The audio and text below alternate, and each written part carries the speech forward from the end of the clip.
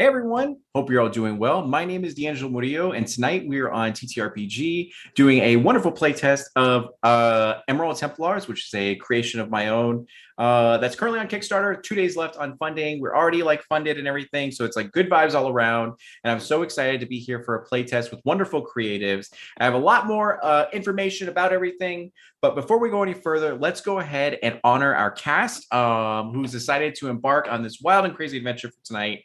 And yeah, so starting off, let's go with Christina. Hi everyone, my name's Christina. I use any pronouns and I will be playing Lena, let's see, she is going to be an orc witch. Ooh, I love it. And then Miguel. Hi everyone, I'm Miguel. Oh wait, actually, sorry. Really quick. My bad. Really quick. I do this with every stream that I'm on, so I want to implement it here. Christina, you get a pass, but you did a great job, so that's good. What I always do whenever I have a playtest or anything like that where I'm on a Twitch stream, I always encourage the cast to speak with bravado and pride about themselves, to bring that main character energy and make sure you hype yourself up and all that kind of stuff. If you do so, you'll get a free healing potion for the game. That way you can use it to be able to help yourselves out. If you choose to be meek and are ooh, I don't matter, then you're going to get stressed immediately right off the bat with the game. So with that information, go ahead, Miguel. You heard him, free al pastor tacos for everyone. Everyone, I'm Miguel. He, they pronouns. I will be playing Barnabas Quaffles, no relation. Tonight, Goblin Thief. He's just a little guy with big pockets. Perfect. And then Natalie? Hey everyone, I'm Natalie Pudom from Charm Person Games. I use she, her pronouns. And tonight I'm going to be playing the Oni Paladin, Negi, who also uses she, her pronouns. Nice. And then Marcus? Oh wait, isn't it Wolfram? Hey everybody, it's Anthony. So you can catch me on Twitter at Praying the Plague, playing a Volgani shaman today known as Wolfram, they them pronouns, and I'm he him pronouns. A sort of therapeutic character that uses spells and guardian spirits to protect everybody and kind of talk with spirits and see what's going on with my fellow friends. So that's me. Yeah, perfect. Okay, cool. And our unsung hero for tonight, behind the scenes, is Nikki. Thank you so much for Nikki to be here, being our producer and bringing all the good vibes and helping us do all this kind of stuff. So it's pretty awesome. For Emerald Templars, it is a game where you play as an Emerald Templar, which is someone who signs up to serve their community and protect them from the harms of chaos magic. Back in the day, they were extremely needed, as there were a lot of people who were using and abusing magic in terrible ways, creating realm breaches to let spirits through, raising the dead, summoning demons, and all sorts of nasty stuff. And it was the Emerald Templars who came in and beat up everyone who was doing harm to their peers and all that kind of stuff. And nowadays, they actually are not really as needed. 500 years in the future is where they're playing right now. And everything's pretty chill. Every nation is able to kind of regulate their own lands and everything like that. And their force is kind of symbolic and honorific, where it's it's kind of just there just because it's always been there and no one wants to really dismantle it.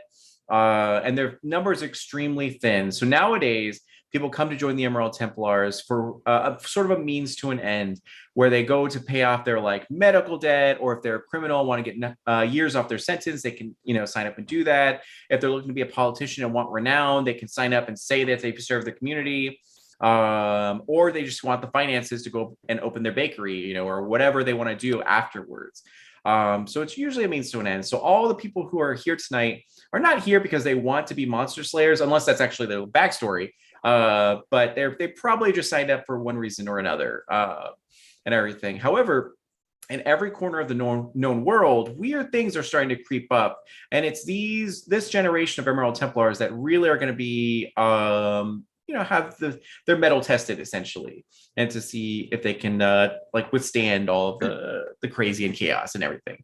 So yeah, where we are right now is you are all gathered in the room of Commander Castillo, a revered hero of the Emerald Templars, who stories were told of how he slayed a cult of plague witches, closed various realm breaches so that spirits and other things couldn't come into the mortal realm, and helped teach local communities how to defend themselves against bandits.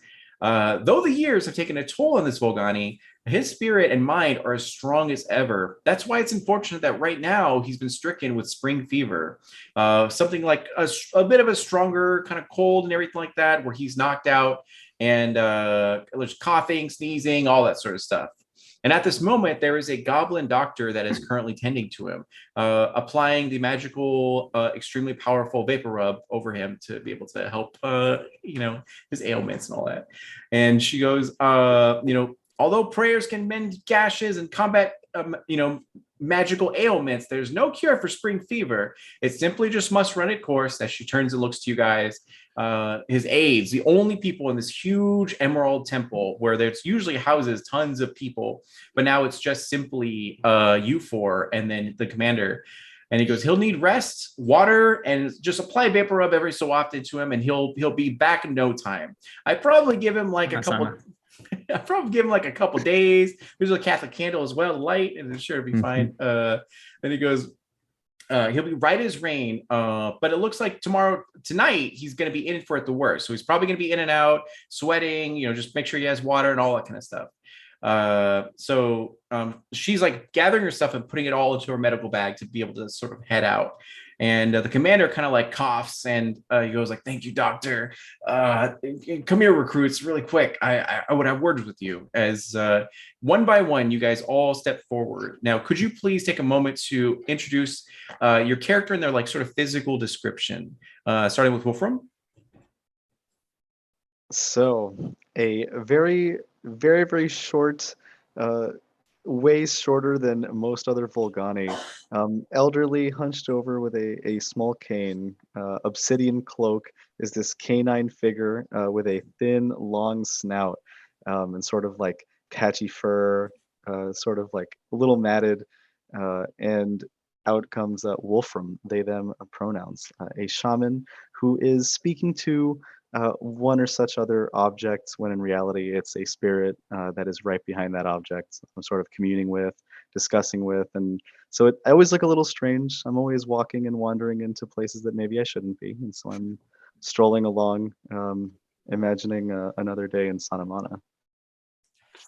Perfect. And then Negi? Negi is tall. She's about like 6'3", a green oni with horns and pointy ears and a little bit of tusk, and her clothes are kind of rugged.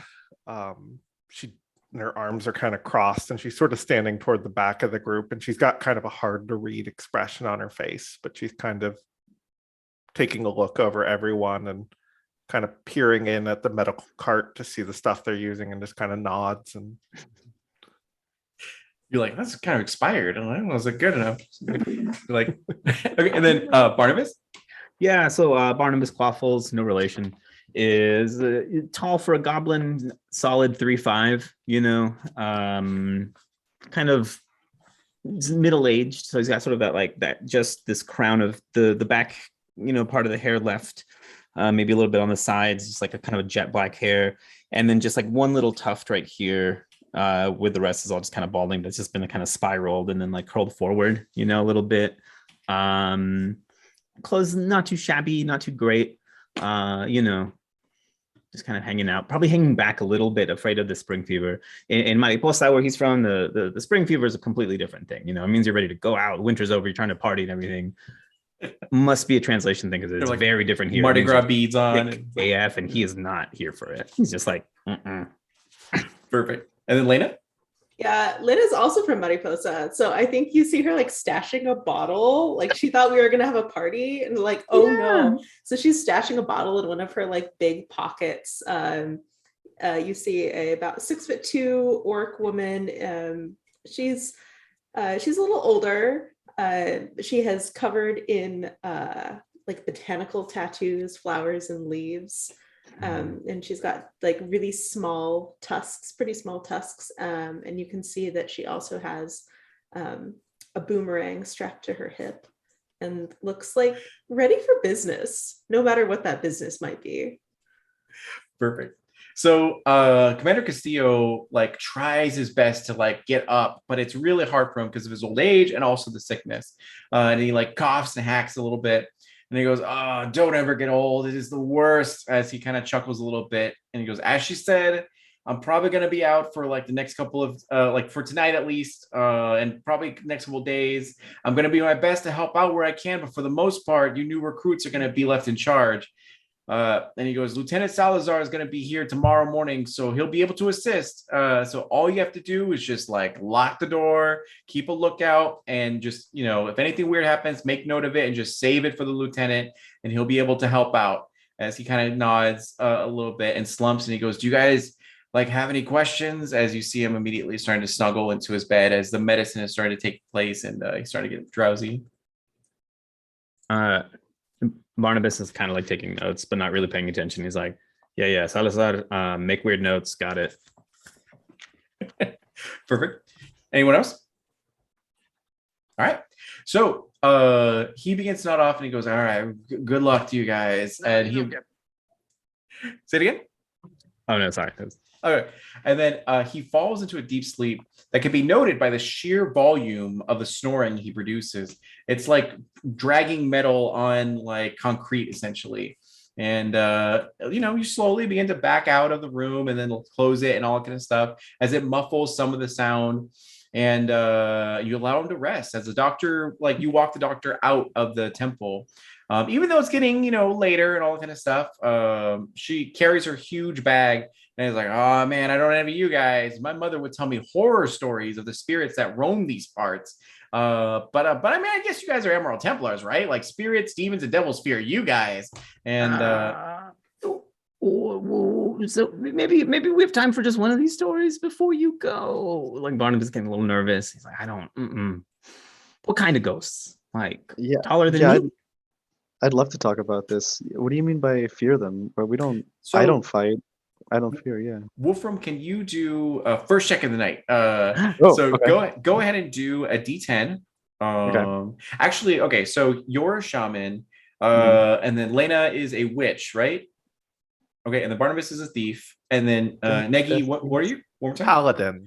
Paladin. Okay, good. So when it comes to spiritual classes, you guys can actually like see and hear spirits quite well, especially the shamans. Shamans full blown can interact with them and everything. Witches are able to see them and like sort of hear them, and then paladins and priests are able to feel the presence of spirits like in the vicinity and all that kind of stuff. Even though you might not be able to fully interact with them or see them, you can still know when things are around. And thieves pay them no mind, which is good thing and bad thing, because if you see weird spiritual stuff, you guys get anxiety, but the thief doesn't, because they're like, I don't know what's going on. And they're just like, or, you know, ignorance is bliss, essentially. Okay, so what you're going to do, Wolfram, is you can go ahead and same with the witch as well as the paladin, if you guys would like to. You roll a d10, and then you're gonna take your awareness and focus bonus and see what that comes out to. Add it all together. And the d10 is going to represent, 0 to 90% essentially. So zeros are bad in this case? Correct. Yeah. Oh, then I get a 4. All right, cool. You're still noticing the snoring that's happening. It's like, dang, he needs a sleep machine or whatever. And then Wolfram? So I got a 9, and that represents 90%. 90%, yes. So focus plus awareness would be 14, so 104%. Okay, 104%. And then Lena? I rolled a 7, and then my focus and awareness brings that up to 9.5. Oh, 9.5. Okay. Yeah. So So that's like 79% essentially. Okay. So for you guys, what happens is that you are able to perceive like various spirits that are kind of wandering like right now. They're not harmful. They're simply going in and out of, they're trying to like, just find their loved ones, trying to wonder what they were there for, what they did, and all that kind of stuff. And like, because usually witches are the ones to go and like shepherd them into the spirit realm and all that kind of stuff. So every so often, like loose cattle or loose sheep or whatever, they just kind of wander. As a shaman, you're able to actually talk with them and like interact with them if you'd like to. But they're, it's not too bad at all. And this doctor is like, I mean, I would tell you these stories, but like the sun's about to go down and I'm not going to be here. So like tomorrow I'll come by and tell you stories if you make me a good lunch. And she goes like, well, all right, you guys have a good night. As she reaches into her bag and then pulls out like 4 lollipops for you guys. And then like hands them over. And he goes, you guys be good now. And you wave her away essentially. As she leaves, so does seem the daylight. And dusk greets you as you guys begin to like, settle in for your nightly duties. Now, question, as you guys are all gathered together, and in this time, you guys cook, you clean, you train a little bit, and you're getting towards the end of the night, especially as you're going through the corgi mail, because the mail system in this game is corgis and all that kind of stuff. So anyways, as you guys are settling up for your duties, you guys are probably like thinking about how you actually came about to the Emerald Templars and sort of why. So one by one, could you also explain like what brought your character to the Emerald Templars and why did you sign this contract for like 2 years to be able to serve the community? Starting in opposite order with Lena. So Lena has a young daughter at home who she wants to send off into the world to be so successful and just set her up, but she needs money. So she thinks this is going to be the best way to make connections, to get to see people, because before she was just kind of like your bog witch that people would come to, and the clientele was only, the list was getting a little short. So she's branching out. Nice. And then Barnabas? Yeah, so Barnabas is probably in the kitchen doing, whatever nightly kitchen duties need making, or possibly just making a cake for everyone, since it seems like, Castillo's out. Maybe we should all have some cake if possible, right? Thinking about what got them here in the first place. And so back in Mariposa, where Barnabas is from, there's this old dude del General. Everyone tells you, mess with del General. And maybe Barnabas thought, it'd be funny as if I stole el General's goat. And it was funny. Pero mira, está cabrón. What happened is I got caught, right? Now it's sister jail, bro. Like, I don't know what else to tell you. Perfect. But you got a sweet prison tat, so it's like awesome. It's like, Yes. Okay. Yeah, there you go. And then perfect. And then Negi? Negi also has a daughter, but I don't think has spoken to Lena about that. Like, I don't think they realize they have that in common. Lena also was like, well, I have a kid. I need to take care of her. And left her daughter with her sister and was like, well, I'll just do 2 years in the Templars, then come back, buy an inn or something with the money. Yeah. She's just trying to create a good life for her new family. Perfect. And then Wolfram?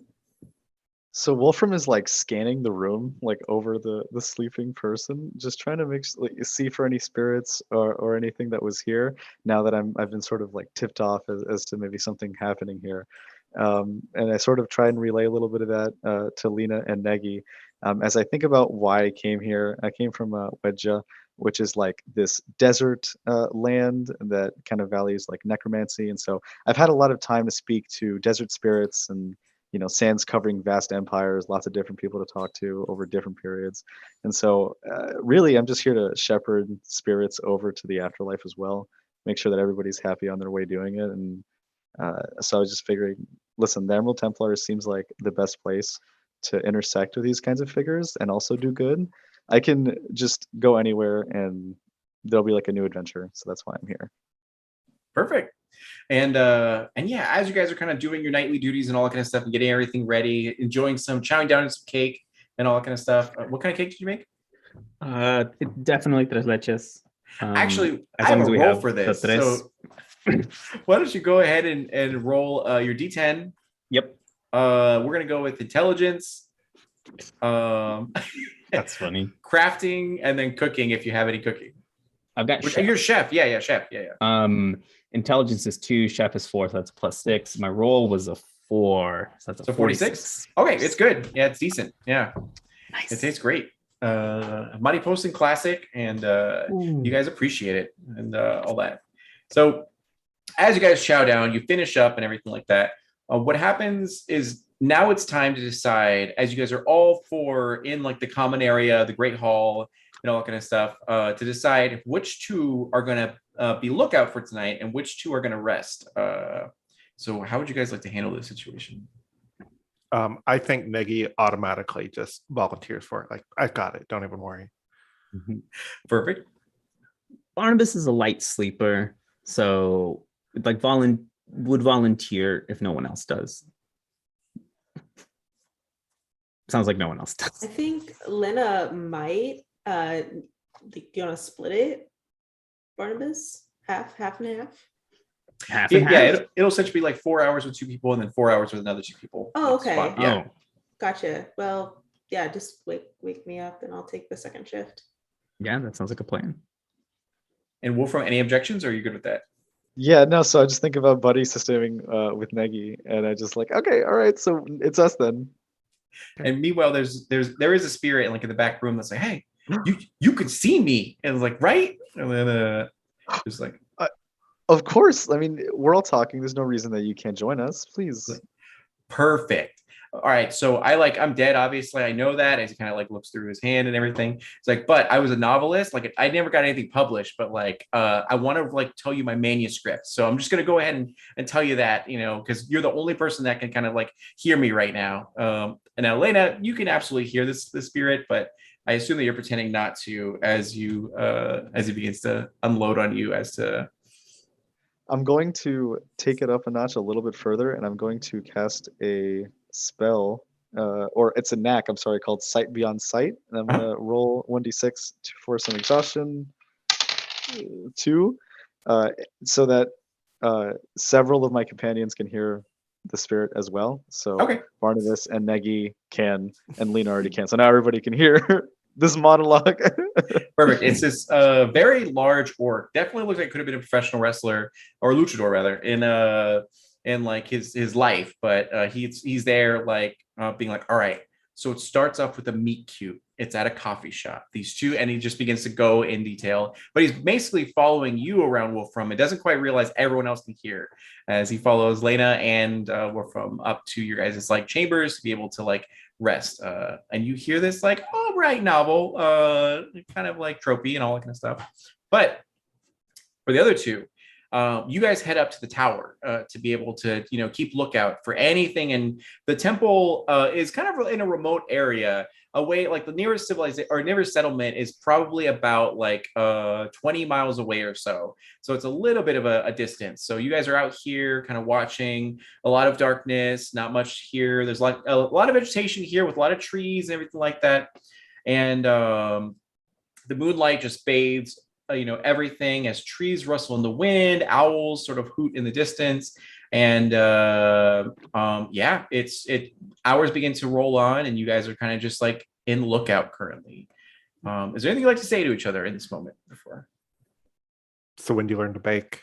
And I think like we've just been sitting silently for like an hour, or at least Negi has. Like, I don't know if Barnabas would just be talking. But just kind of out of nowhere, not even looking at Barnabas. He's like, so when do you learn to bake? Yeah, when I was a kid. It was a good cake. Well, thank you. Yeah, I've been working on that recipe for a while. Learned it from my gran. She learned it from someone old, I suppose. Yeah, I'm not much of a sweets person, but it was good. Good, glad to hear it. So at this moment, I'm going to need the both of you to roll a d10, and then you're going to add your awareness and your notice check or skills. Ooh. I cannot roll tonight. Is it a 0? That's a 12 total. A 12 total? Okay. 86. 86. Okay, good. So it we'll probably say that it's a situation where you guys are like back to back. So they're taking one area, you're taking another area. So for your field of vision, Barnabas, you do notice that there is a sudden like brief blast of purple and yellow light. It's brief but extremely vibrant, and it seems like abnormal. Had you blinked in that moment, you probably would have missed it because it was so like quick. Yet an uneasy feeling takes hold of your stomach as all the birds immediately begin to flee from the trees. The wind suddenly changes direction and goes hard into another direction and blows extremely like really, really hard, to the point where it kind of like almost moves you guys off of this platform of this tower, this lookout tower. So I'm gonna need you guys to also make a D10 strength plus hench roll. Ooh. Okay, that's much better. Ooh, yeah. That is 100. Perfect. That's So 70. you have no problem. The wind does not phase you at all as you just kind of like stand there, and it's like this is a cute breeze. And Barnabas, what'd you get? 76. So okay, yeah, you're fine as well. As you kind of like hold on to something and you move slightly, but then the wind, almost as soon as it comes, it stops, and everything kind of resumes to normal, quote unquote. However, for both of you, you're gonna go ahead and take 3 points of anxiety, as that was abnormal. That was not supposed to happen here, and especially on your guys' shift. So as you see that, nothing else is happening right now other than the birds fleeing from the area, and the wind kind of resumes back to normal. What would you guys like to do? Did you see that light? No, there was Oh, I light. guess that makes sense because you weren't looking that way. There was this kind of purple yellow light, just like flashed right before the wind got all topsy turvy. I think Barnabas is probably up on the parapet, because that's the only way you can see over, and they're just like hanging on to like the corner, beam or something like this, like steadying from the wind. Yeah, Point like out this where? I just point like And in I the think, general direction of where the light Nagy came does from. the thing where she kind of leans down and like tries to follow like exactly your eyes. Like, Mhm. all right, one of us should stay on watch. I'm gonna go check it out. Should we wake the others on the way? No need. Okay, yeah, I just stay watching. Sure. Perfect. You are brave. I did not anticipate this. All right, so good. So what happens is that you make your way downstairs and you hustle and bustle. You already have your equipment on you, so you're good to go.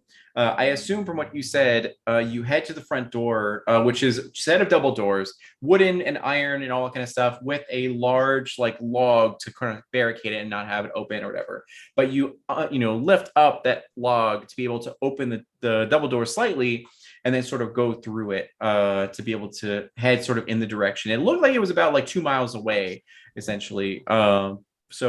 And stop me if you want to change any aspect of what I'm saying, but essentially you make your way out of here. Yep. And as you're there now, Barnabas, you can absolutely see Negi like running down there, full on equipment and everything. And then at the same moment, you see that there is a woman that's about 4'9", with very long pink hair and a very tattered purple dress. She doesn't even have shoes on or anything like that. That's crying, weeping, and running for what it seems like her life, and doesn't even see Negi. Now, Negi, you see this. Is there anything you'd like to say as this woman is like running full blown? She's like running at me. Correct, at you, but she's looking backwards, like she's running from something, but doesn't notice like, whoa, what's going on? She immediately stops as she tumbles, as she doesn't have any shoes on, so she like trips over like something as she gets shocked by your voice.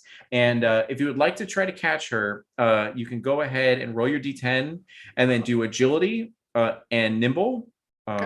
If you'd like to let her fall on her face, absolutely an option. Nope. Totally up to you. I don't want to do that.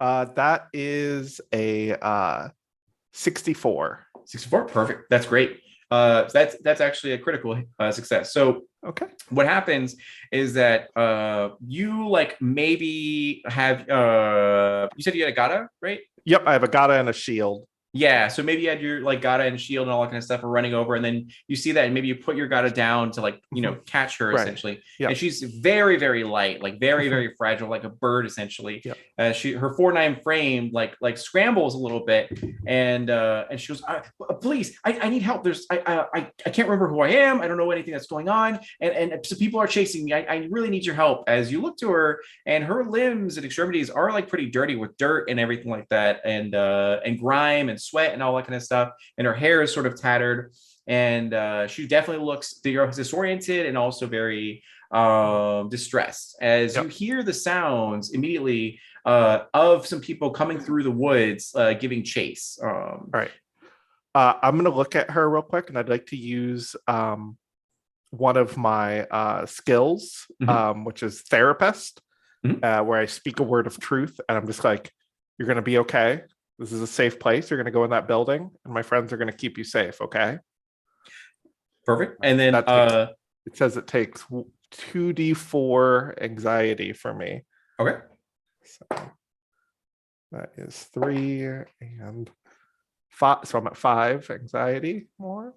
Oh, and you're a paladin. Okay, cool. So you guys picked like the right classes for this kind of stuff. So when you're in this woman's presence, you feel elated for whatever reason. Like you feel kind of warm around her and all that kind of stuff. You're not sure what that means. It might just be indigestion or something, but you do feel that. So the cake was really good. Yeah, right. Even though I'm lactose intolerant, it was still really good. Yeah. And I'm gonna whistle. Put my fingers in my lips to whistle and be like, Barnabas, get the others. Yeah, I start. You can absolutely hear Negi, and sure, okay, good. So she hears you, and she like nods, completely compliant and all that kind of stuff, and then runs at full force into the double doors of the Emerald Temple. Now, what are you doing? Do you want to wait to confront these individuals, or do you want to backtrack? I'm gonna wait here, just in case they come out first. I'm gonna try and hold them until my backup gets here. Okay, so Barnabas, going over to you, what would you like to do? Use the restroom right now, or like? I'm running down the watchtower, ringing the bell if there's a bell. Whatever gets there. I'm throwing Craig my boomerang to get someone's attention. My boomerang's name is Craig, by the way. I'm waking up the other two, and I'm like, hey, we've got another drunk. Shorty left her shoes at the tavern. Let's go. Someone put coffee on. That's a great point. I did not think about a bell, but now there's a bell, and you absolutely like ring it. And for Lena and Wolfram, you guys recognize that bell. That means, something's happening. Like things have gone wrong, and everyone needs to stand at attention to be able to help out. So it's assumed that you guys get your gear and then head out. If you would like to correct me and stay in bed, you totally can do so. It's like roll over. Yeah, not tonight. I think Lena would be super grumpy about it. Like, still listening to the story, right? And I was like, the stories were just getting really good. She puts on her. All right. Yeah. And I'm then, like, Lena, what's going on? Yeah, I'm like, do we have to go? Yes. Do you hear the bell? Okay, all right. That's not a dream, Miho. Come on, let's get up. Let's go.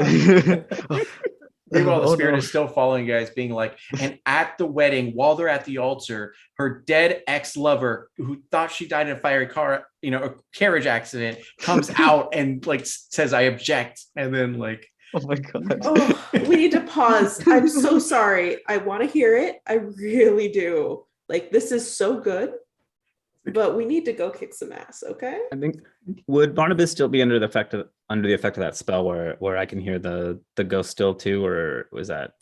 Did it say a time limit, Wolfram? Actually, I would say that if it doesn't say a time limit, you would need to be present and actively casting it in order for everyone to be able to. Yeah, so we'll say. Gotcha. Yeah. So, the song's okay. It's time for us to go, or like the novel's okay. It's time for us to go. You're like, just okay. Yeah. So yeah. I'm like, I have a lot of footnotes. All right, we'll talk about it later. But like, listen, I gotta go for now. Okay. Always a critic. So you guys get your gear, you put it on and everything, and then you meet Barnabas up on the tower. As you guys can clearly see, Negi is there with their Gata in hand, which is a giant mace, as well as their shield. and you see 3 figures come out from the shadows of the forest. Now, really quick, is there anything that you guys would like to do up here before we go to Negi? You're like boomerangs, caca! Throw it.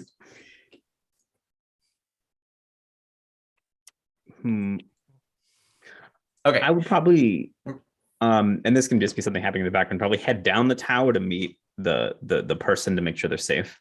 Okay. We can The one that's also like say fleeing. that you're heading down the tower and you meet up with them and tell them that they're out front if you want to all be together out front. Up to you. I mean, I would definitely let them know. I'd be like, yeah, this is a sitch. We've got someone coming in, no shoes. She seems to be in a bad spot. Gonna make sure they get some water and coffee in them. Negi's outside dealing with some unknown variable, etc. Me and Craig are gonna check it out. And I imagine Craig has like what's it called? Like just a flame decal, like super radical. It's more like painted eyeballs on it. So like if you're holding the boomerang, so it's like this, it looks like a frowny face. You know what I mean? Yeah. Like Craig mean. Yeah. Perfect. So you guys head over like through the front doors, essentially passing this woman who's only about 4'9", long pink flowing hair, this purple sort of dress and everything like that, as she's like weeping and hiding behind chairs. It's just even spooked that you guys are like passing, her and all that kind of stuff. And sure enough, you guys go through the double doors and you see Negi, and Negi, you hear your companions like clattering in their armor and everything to head over. And sure enough, you do see 3 people that are in various like leather armor, some robes and all that kind of stuff. And they like come to a halt as they go, oh my God, it's Templars. As another one goes like, oh, dang it. Listen, like as it kind of like one of them that seems to be the largest of them, that with a sword and a shield and everything, a Kopesh goes like, listen, Templars, listen. A woman came through here, and leave that woman with us and forget you ever saw anything.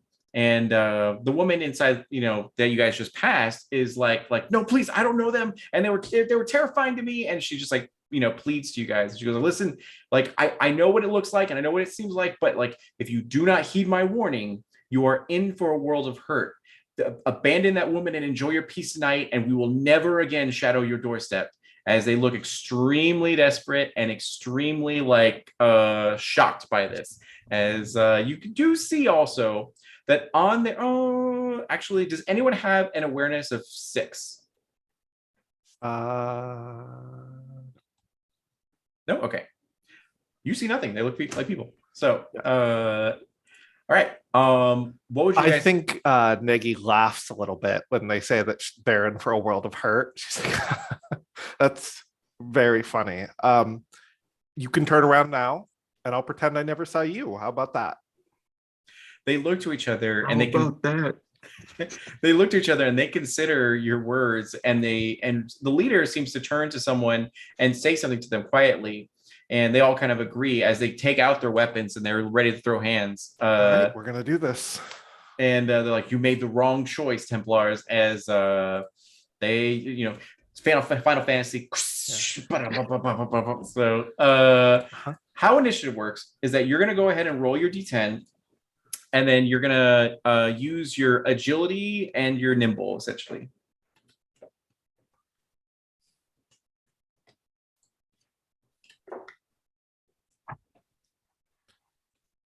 Ooh. I got a 24.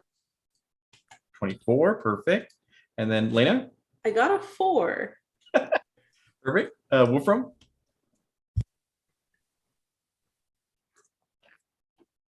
Oh, you're muted, I think. A 6. 6? Perfect. Okay, good. Barnabas? 62. 62? Okay. All right, there we go. And then the good old friendly neighborhood cultist. Wait, what? Well, oh, sorry. Nothing? No me gusta. All right, they got a 34%. All right. So there are 3 individuals here. 2 of them are humans, and the third one is a centaur. So First one up in rotation is actually going to be Barnabas. What's up? Okay. So I believe Barnabas is by the Templar door, like the door to the house. Mhm. Are any of these individuals within 80 feet Yes, of myself? they seem to be within 40 feet of you. Yeah. Okay. Are any of them armed with any sort of range weapons, or are they all good? Like, are they just using? So two of them have like what appears to be melee weapons, a spear as well as a sword, and then there's one in the back that is in robes that seem to be holding like what appears to be a rod, as if they're like a spellcaster or a magic user. Okay, pues. I'd like to use my movement to sort of like start arching around. Like, I don't want to go directly at them, but like arch around. Like, I'm gonna make a big circle to try to get behind them. Sure. But I'd like to go prone and do so and use my tiny yet quick as a goblin to not lose any movement speed. And also, I believe that helps me out against any ranged attacks if they come my way, since I'm prone. Yes. Yeah. Tight. So yeah, I just keep light, get down on all fours, do this. And then when I get to the end, I want to go ahead and use Craig for my boomer action. No, that doesn't sound right. Boomer action. Complain about the youths. Yeah. That sounds like an old person dating app. No, I mean, I know, you know what? Old people can get busy as much as they want. It's just not for me. I'm not in the demographic. That's all I'm saying. Oh, there you go. I'm not shaming anyone here. Pero let's do it. So my boomerang is just a hot D10 roll. Correct. Is that D10, right? and then because you're using a range attack, it'll be agility, and then your fight. Oh, love that for me. So that's a plus 10 total to my roll of a 4, which is a 50 percentage. But I have, well, I guess I would. Are you attacking the magi, or are you attacking the soldiers essentially? I think I would go soldier. Soldier. Okay, perfect. Yeah. Yeah, you're absolutely able to hit them with that attack. You don't get a critical, but you do have a successful attack. Excellent. And then so that is a D8 for my damage, because I'm strong for a little guy.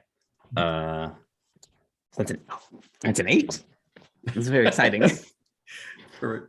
Does Craig have like razor edges on the boomerang or something like that? Like I think as much as possible, because I think Craig is wooden, but definitely like do the whole thing. You put him in the fire so it hardens and like sharpen a little. So as much as possible, But there's a lot of like.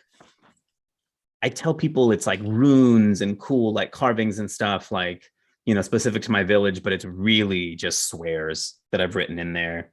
Like carved into Craig, like things like that. But then I do get an additional attack for my fancy agility. Okay. So I'd like to just go for the other soldier with this one. It's another D10. That's less good. That's a 40. So for the boomerang, what happens is that you throw it and it hits your target, and then on your next turn, it returns back to you. So gotcha. with your double attack, you can't like throw it, get back, throw it.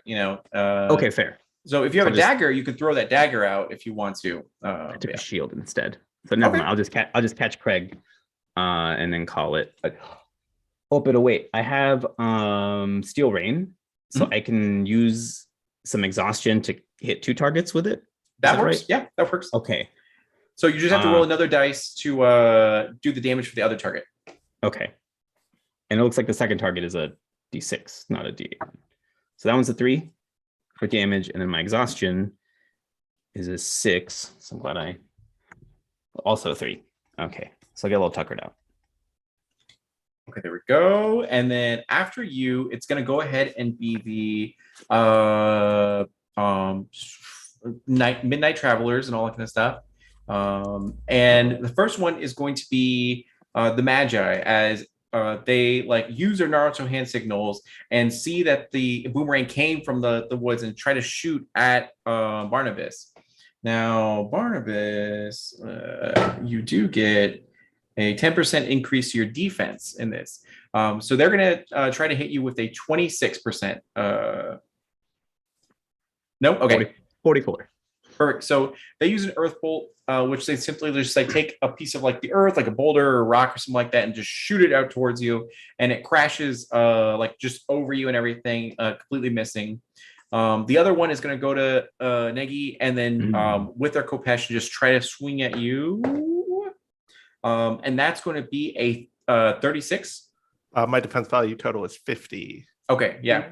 So they try to hit you, and it just clangs off your shield like nothing. The other one's going to head over and then try to hit you as well. That one's a 90, which, yeah, that's going to be a crit. So Okay. for that one, they're going to get double damage. So that's going to be 7 points of physical damage. It gets applied to you as you dodge one of them, but as you were dodging, the other one comes up and just like swipes you on the side and everything, and does catch you. And then after that, it's going to go over to Negi. Okay. How do actions work in this? Like if I wanted to do a prayer and still hit someone, is that something I could do, or is a prayer a full action? Yeah, so you have a major action, a minor action, or I guess primary, secondary, and then your like movement and all that kind of stuff. So what is the prayer? Because I don't think the prayer I wanted to do was Taliba's blessing, which makes your 1 to 3s automatically turn to 4s for damage. Sure. So I can have you sacrifice your movement, if meaning that you don't get to move this turn, but you do get to do that prayer and attack if you'd like to. Oh yeah, I mean they're already right next to me, so that's absolutely fine. Perfect. Okay. So I have to do a lucidity roll. That cost me 3 lucidity. But I think Negi just like loudly, like kind of in an partly to intimidate them, is like, Taliba, let me be the point of your spear. Let me punish these wicked evildoers who would hurt the innocent. Just kind of yelling this out. And then I want to swing my Gata down on the one that got me. So how do I roll to hit again? Yes, sorry. You're going to do your D10, your strength, and then your fight. Okay, got it. Yeah, that's a 10 total. A 10 total? Okay. So if you'd like to, let's see here, 30%. Yeah, I don't know if you, you know what? Okay. No, I don't think you're gonna be able to hit. So there is a mechanic in the game for vices. So if you look at your sheet and see the vices area, you can use any one of those vices to give you that bonus for your accuracy. But you take that amount in stress as well, and all that kind of stuff. But I don't think you have enough to I get don't to think a 10. there's enough here. Yeah. Okay, yeah. Okay. So and you got okay. So after that, it's going to go ahead and go over to Wolfram with a 6. All right. So similarly, I'm going to ask if I can enact like 2 knacks at once, if I could sacrifice movement speed for that. Yeah, that's fine. Yeah. Okay. Okay. Cool. So I'm going to use positive outlook first to remove some anxiety from somebody first. I believe Negi's already taken some. And I have. Barnabas, I'm at 8 anxiety. And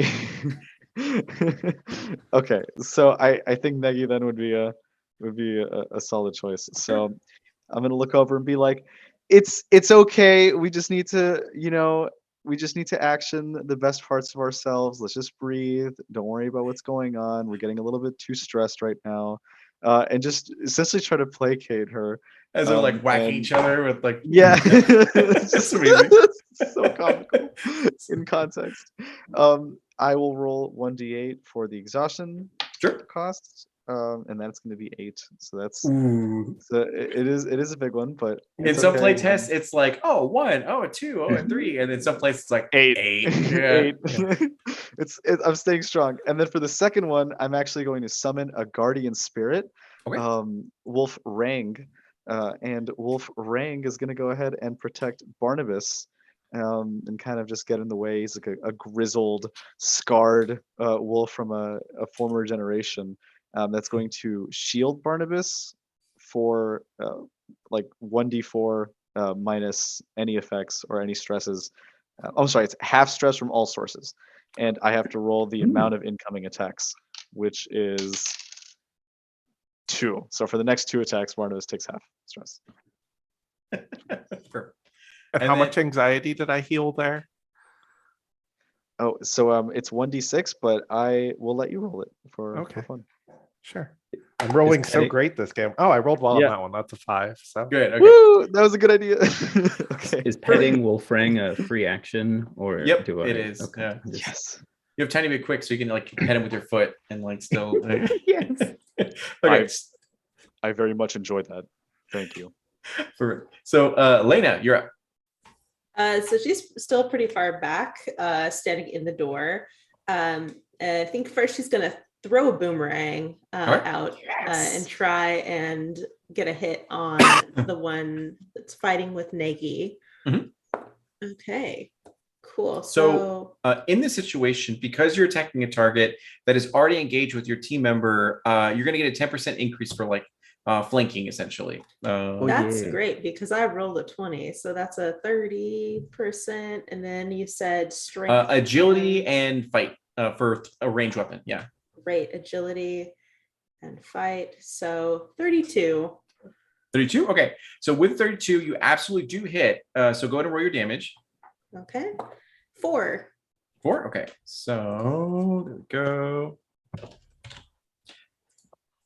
This the one that actually hits Negi is like not looking too good. Yeah, they look pretty messed up as they've had multiple boomerangs attacking them this time. And anything else for you? Yeah, I wanted to not move and go ahead and cast a spell. Since Okay. I'm a witch, I should cast a spell. She pulls out a bundle of herbs wrapped up in twine with a bone, and she's going to snap the bone in half and throw it onto the ground and cast Green Thumb. And I would love to grant the Magi the grappled condition. Perfect. So you watch as local vegetation just begin to like erupt from the ground and then wrap itself around this magi who like just got done trying to fire an earth bolt.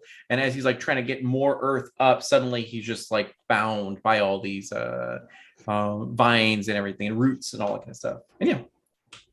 Awesome. So it looks like he's got the poison condition Yes. for 1 turn because Okay. I rolled a 1. And then anything else for you? No, but I just wanted to clarify that I'm rolling a d10 and then taking that exhaustion. Correct. Okay, cool. Sounds good. And then That is all I got. and then after that, it's going to go back up to Barnabas. Okay. So if you attack a creature that's grappled, you do get a 10% increase to your attack. You can also attack the one that Negi is also engaged with, and you'll get a 10% increase there. So yeah. Cool.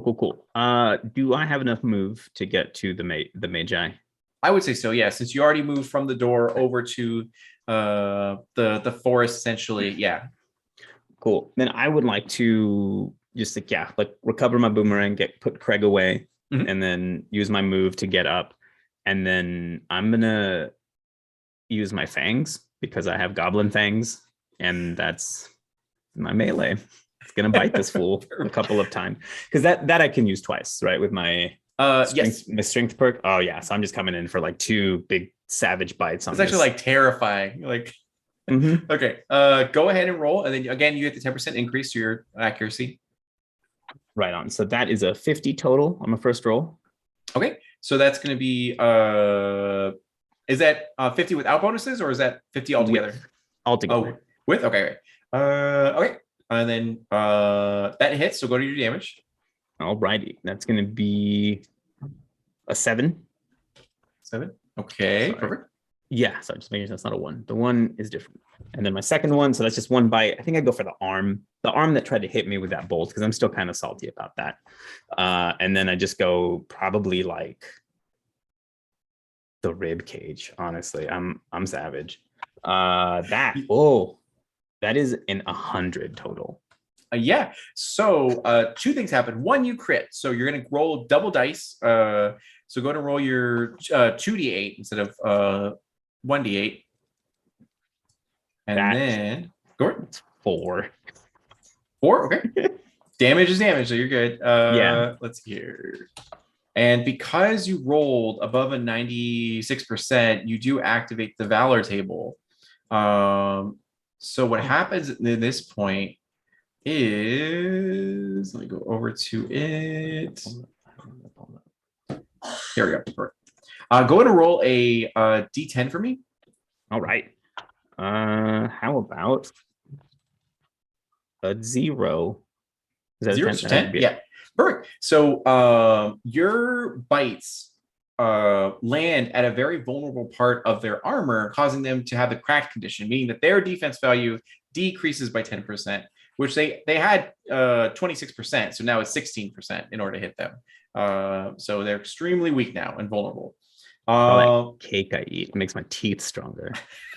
It's how goblin teeth work. It's different than humans. What can I And say? everyone kind of pauses as they watch Barnabas just like maul this like magi, and you're kind of like, you realize he definitely went to prison, and yeah. So after that, it's gonna go over to the enemies. So one of which was the magi, who's going to try to strike at you with like a dagger, because magic is like he's too close to use magic. And his weak little arms are gonna 30% against your defense value. Yeah, Barnabas. 34. So I think that's a 34? partial. Yeah, correct. So, that's gonna be 3 damage, physical damage. And then the two surrounding Negi, one of which goes to strike you, which is going to be a 60%. My defense value is 50. Okay. You take 1 damage for. Oh, you're right. Yeah. The guardian spirit, who's still with you. That's right. Yeah, is gonna. So you'll take half. So that will just say you take 1 damage then. Heck yeah. And then the other one is going to try to strike you, and that one's going to be a 90%. Okay, yeah. So that definitely does. That's a crit, right? That is correct. Oh, 30% more. Yeah. And then so that's going to be 5 points of physical damage. Okay. As they strike into you, and after that, it's going to go to Negi. All right. I'm gonna try and hit one of them again. This is what I do. Okay, that's much better. That's 80. 80. Hit Oh the one yeah, that hit me. that's a crit. So go Okay. ahead and roll double dice damage. Okay. And all of my 1 to 3s turn to 4s. So that is 8 damage. Nice. 8. Okay, perfect. Not looking good at all. So what is your agility for your character? My character's agility is 4. 4. Okay, so you actually get attacked twice. Okay. Yeah, so go ahead and attack. I'm gonna do it and try and hit that same one. I'm just wailing on them. They're like, I'm sorry. As you just that like, is a 90. 90. Yep, that's another critical. So go ahead and roll double damage dice. Okay, 4 and that's 10 damage. 10 damage. Ooh. The other thing, the other thing is, what is your strength value? My strength value is 6. 6. Okay, so you also, any melee weapon that you use gets increased to a D by 1 die size essentially. Okay. So you'll be swinging with D8s instead. Okay. I wasn't doing the right amount of damage then, but it's okay. You're good. I'm gonna increase it by 4 essentially. Okay. So yep. That's cultist or person goes down as they immediately fall to the ground, crumpling as you've broken their bones, you shattered their shield, and all sort of stuff. Now, as that happens, the leader, who's kind of like there looking at this whole situation, is like, I'm sorry, guys, as he immediately bolts and just runs away. And the Magi is like, wait, don't leave me, as he still has like a hanging Barnabas off of his like rib cage and all that kind of stuff. And yes. And what would you like to do with? Actually, we'll keep going just in case. So, Wolfram, there's 1 target left. Okay. So I'm gonna turn to them. I'm gonna put down my cane like carefully, crack my back. Oh, you youngins, making me get back in it. I'm gonna howl, and from my maw, I'm going to cast Dark Fire, and cast Necromantic Flame in the direction of this target. So let's see how that goes. You're gonna get a 10% increase because they're grappled and everything. Oh, okay, great.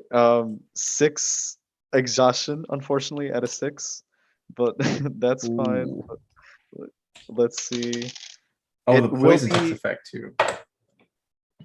Okay. All right. Go for it. So, oh, sorry. I rolled the damage first. All right, 70, 80 with the other 10% that I was given. Yeah, so. that's a critical. So go ahead and All right. roll double damage dice. Okay, well, so the 4 that I just rolled, so then I'll roll it again. 3, so 7. Okay. 7 physical stress and 1 weakness, 1 turn of weakness. Okay. So what happens is that you're laying into this actual magi with your dark flame and dark fire and all this stuff. It flies to the sky, and then hits him like in the chest essentially, and causing like burning, mild like burning and all that kind of stuff. As he's like, "Wait, no, leave me, please!" As the leader just like books it and runs, and then this magi just falls over, sort of dead, crumpled into the vines and everything, and yeah, they're dead and gone now.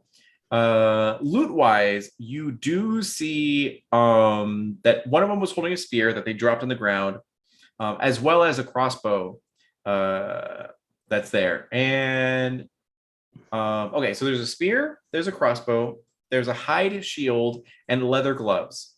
So really quick, who wants what? And let me go ahead and pop that in Discord chat. That way it's easier for you guys to see. I pick up the gloves and I hand them to Lena, and I ask, Lena, did you need these? You might have been a little cold. I'm not sure if you were wearing any already, so I wanted to offer them first. Yeah, no, I will absolutely take those gloves. Thank you. My pleasure. As like this cold wind blows through my robes, and like I'm just. So Lena, the leather gloves gives you a +4 increase in your defense. As you wear them, just added by +4. The hide shield will give a +6 in defense unless you already have a shield equipped, or unless it gives you more of a benefit. And then the crossbow comes with 5 bolts, and then the spear, if it crits, it gives the enemy the crack condition, which is simply that it reduces their armor permanently for everyone else. And yeah, so it's in chat, so feel free to choose whatever you'd like to for your loot for this one. I have the ability that after combat I recover 1d8 physical stress. Yes, so I'm gonna do that. All of you will regain 6 exhaustion due to combat ending.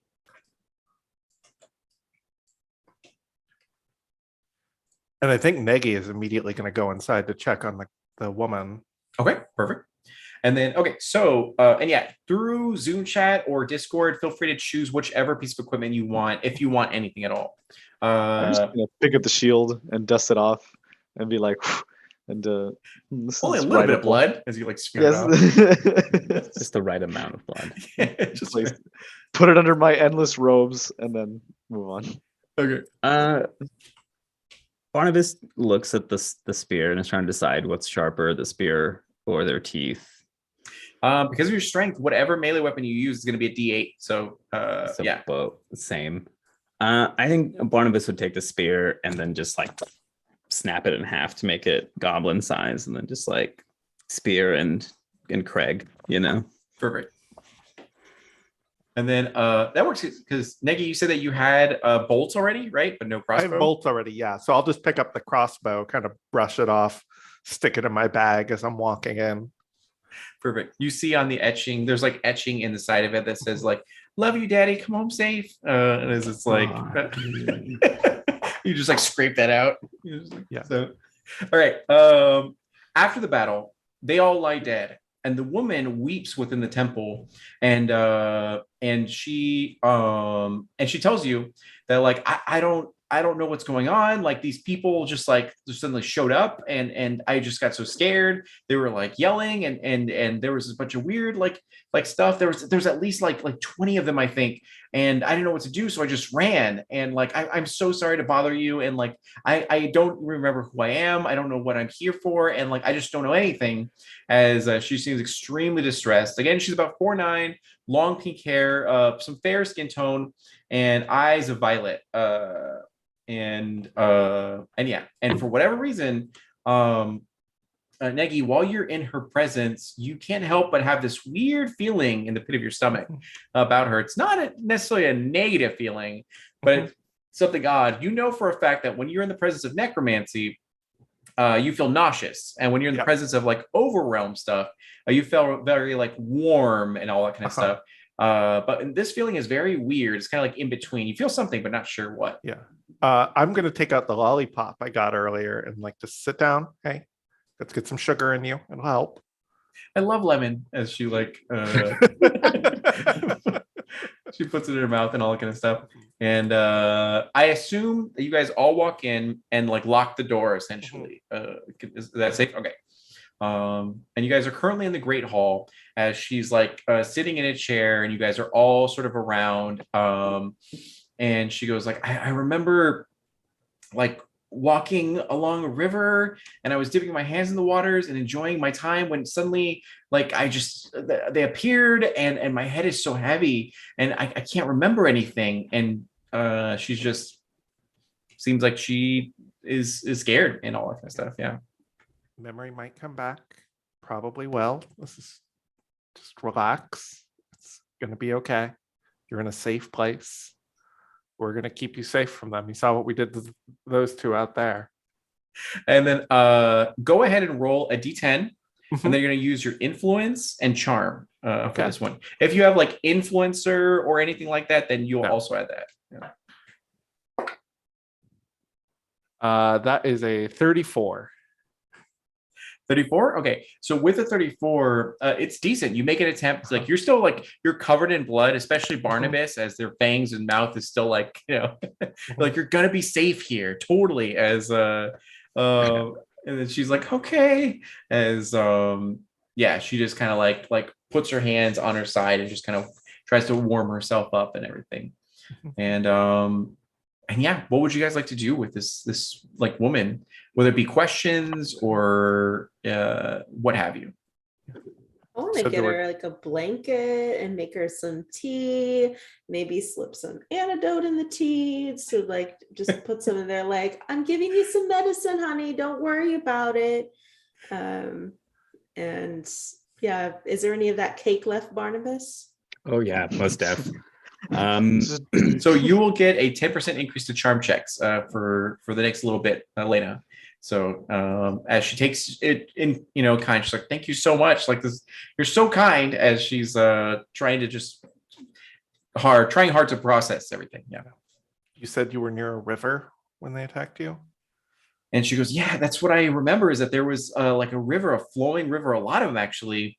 And I was just putting my hands like through them, and everything was so peaceful and so calm. And then suddenly I just feel like I got ripped away and just like appeared in this forest with all these people. And like, and I just got freaked out by all of them, like yelling and screaming and looking at me. And I just, I couldn't take it, as she just recounts everything and just kind of like bundles up. Do I know anything about something in the Overrealm, a place with like a bunch of rivers or something like that? I think Maggie is starting to figure out what might be happening here. So you guys are in an Emerald Temple, which means that there is a library section of this with a lot of ancient tomes and like, different pieces of information that's long forgotten and recorded by your peers and predecessors and all that kind of stuff. So if you'd like to, you can go in with the 10% bonus to the library to try to search for anything relevant information. That's going to be an awareness notice roll with along with D10. Yeah. As Negi goes to the library, it's like, you get some rest, and she's going to look and be like, ring the bell if anyone comes. One of you keep an eye out. And I'm going to head to the library. Awareness notice. Oh no! Not go to libraries. That is not Books, my only weakness. That's a 12. 12, yeah. You're unsure as you're like, man, I kill things. I don't read. Yeah. So, I think a lot of Negi's like religious training came from like stories and word of mouth. Like she is not used to like studying in a temple. if you want to, you can relay the information to your companions about like there's something to be up here. And Yeah, I am gonna say that. Like, I think I'm gonna try and pull them aside once she like gets to sleep. Like, I don't want to make her worry. But I'll be like, something's up. I got a feeling about it. Put on my stomach. She's something otherworldly. I think my best guess is. Did those guys seem culty to you? I was just getting cult vibes from somewhere. Dark robes. Right. My way's the only way. Yeah. And Wolfram, you do notice that as you look at the shield and kind of carry it, there is a photo tucked in there that's from like CultCon, like this year. With all CultCon. I'm like, well, it's the branding's right here, everyone. I mean, it's. I'm thinking they summoned her from somewhere. But I don't know anywhere with rivers in the Overrealm. One of my snippets for occultist is that I have a 4% higher chance to detect hidden creatures, magical creatures. Would I be able to roll for that? Go for it. So that's going to be a awareness, notice, and then occultist. So you're going to add all three of those bonuses to your D10. Okay. And Peer into the veil here. While Negi and also Wolfram are kind of like, conversing and all that kind of stuff, and I assume that Lena and Barnabas are trying to console this woman. She goes to you guys and goes like, I'm so sorry to ask this, as you hear her stomach audibly grumble and growl, and goes like, do you have any like food? Because I'm like so hungry. And as she's already devoured the cake, but it's like, Cake. No, the cake. I could whip something up. I'm sure we've got some, some chicken stock, noodles, maybe a little fideo, maybe some beans. I just go to the kitchen to start throwing whatever together. Okay. That'll be intelligence, craft, cooking, or chef. And then Wolfram. Yeah. So it's not a full course meal and nothing, I tell Barnabas there's nothing that can compare to your cooking, but I do pull out this small little like cedar box, a cheese box that I carry with me, and I gave her a small piece of pocket brie in these trying times. She devours it immediately. Yeah. This I'm like, I'm glad you like creamy cheeses. Me too. We can get along there. And it is 90. 90? I did get Okay. a 90 with bonuses. So I put on the spirit binoculars and I'm piercing the veil or trying to. Okay, so for you get a critical success. What this means is that as everyone here is like, doing their own thing, Lena's trying to console this woman, and Barnabas is like going to the kitchen and like cooking up something, already you can smell the onions and garlic and all that stuff in there and everything. And then Negi is going back into the library to try to keep searching and like try to like do whatever. You get this like spider sense almost as you sort of feel something dreadful and daunting just outside of the front doors, but you're unsure of what it could be. But their power level is like overwhelming, as it's like almost oppressing you. You are going to take 2 points of anxiety, as you did not expect this was going to happen, and you're the only one that notices this, as everyone else is like focusing on other tasks, but you're like, oh my god, there's something right outside these doors that's really powerful. Yeah, I have fur. I can't sweat. I start panting. I sense killer intent. I look around and I'm like, okay, so I try to keep it calm, but eventually I have to kind of get up and start at least walking towards the others. I wonder, I know we're not in combat, but would I be able to prepare a reaction of some kind if something were to burst through the? Yeah, I'm just gonna look at the door and start growling. Like your Naruto hand signals like ready to go. Yes, I'm growling. I'm looking right at the door. I got the chakra molding. So okay, good. Yeah, so Barnabas, what was your cooking score? That was a 16. It was a 16. 16? Okay, definitely not like your best work and all that kind of stuff. Probably dripping blood into it. Yeah, there you go. And I'm like trying to and it's just getting in there and I don't care. I'm like, this is, it is what it is. It's late. I'm like, here you go. So she does devour it like really quickly, and in the middle of like devouring it, you see her grow like 5 inches as her limbs elongate, her neck gets longer and all that kind of stuff, and she goes from 4'9" to 5'4" like before your eyes. As you guys all kind of like looked at each other and was like, something's up here, and I think she's eating it. I'm trying to like explain it away. I'm like, look, no, human bloods, and it's an acquired taste. Trust me, like. Like kind of like pointing at all the stuff I got me and then watching it's a delicacy where I'm from. Yeah. And then I just, as she's going, I'm like, man, I'm definitely the shortest one again here. So, yes. And she grows, she goes like, oh my God, like, man, I remember I loved like being with people and throwing parties. I think I'm like, my memory's coming back a little bit. That this one was so good. Like, more please, as she's like holding out the tray to you. And even though you cooked her like a full-blown like meal with leftovers and all that kind of stuff. Meanwhile, at this time, there is a knock at the door, which Lena will be the closest to, I'm gonna say. And it's civilized and proper and not like a but more of like so we're closed. And there is a peephole if you'd like to just open up. I would like to use the peephole, especially with Wolfram growling. Like, Wolfram is going to be okay. I'm going to look first, all right? Okay, meow. I'm sorry. So you take the handle of like the sort of like slot or whatever, and you open it up, and then you see that there are 2 figures there. One of which, they were conversing with each other, kind of like Scooby-Dooing, like, and they notice you. I'm like, oh. And one of them is 6'1", an Oni with pink hair and pink skin and white hair, dressed in like a very like provocative robe. You see on her person, there is no dirt, there is no like signs of travel or anything like that. It's just like she's extremely prim and proper.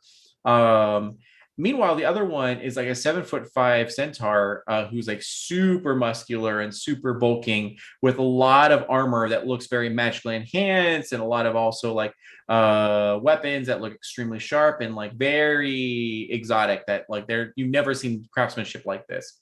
Who has dark, rich brown skin tone and is decked out in like feathered and colorful armor and all that kind of stuff. And as you open the slot, the centaur steps forward and kind of clears his throat, and he's like, as he like pulls out like note cards and kind of reads it. He goes, "Hello, my name is Mo, and this is my sister Selena. We are weary travelers who wish to seek shelter in your temple for the night." And he just like looks, even though he's big and bulky and like looks like he can murder anyone in a fight, he seems very awkward and like, at your mercy at this time. Now, one thing you do know that in the Emerald Templar handbook that you all got and you all carry in your person at all times, there's a specific section that says that an Emerald Templar will never deny the vulnerable shelter unless they prove themselves to be an actual threat to, them and all that kind of stuff. So with that information, how would you like to respond, Lena? I'll look at the note cards. Look at him. I didn't get the script. What are my lines? And he's like, "There's no," and then he just seems very awkward, and he kind of like looks to his sister as she looks over to him and is like, "I mean, we're weary travelers, and it's at the nighttime. Like you can't deny us, right? Like you're Emerald Templars. We swear we're nice. 1 second," as she like goes off to the side, like skitters a little bit out of your view, and comes back with a bouquet of flowers, just like randomly, and then just like holds them out like to you and says like, "Look, we're cool. We're cool. Can we be let in?" As I cast death magic with flowers, so tell me the truth, and then you can come in. So go ahead and do the D10, and then you're going to do your influence, and then you can either do charm or daunt. And if you have influencer or criminal or anything like that, you can add those as well. Yeah. Awesome. So I got a 94. Okay. So you go through this peephole, and you're like, "Tell me what's going on. Otherwise, you're not being let in." And they kind of look to each other, exchange glances, and huddle again really quick as like some of them like peep their head out and then like go back in, and they're like, all right.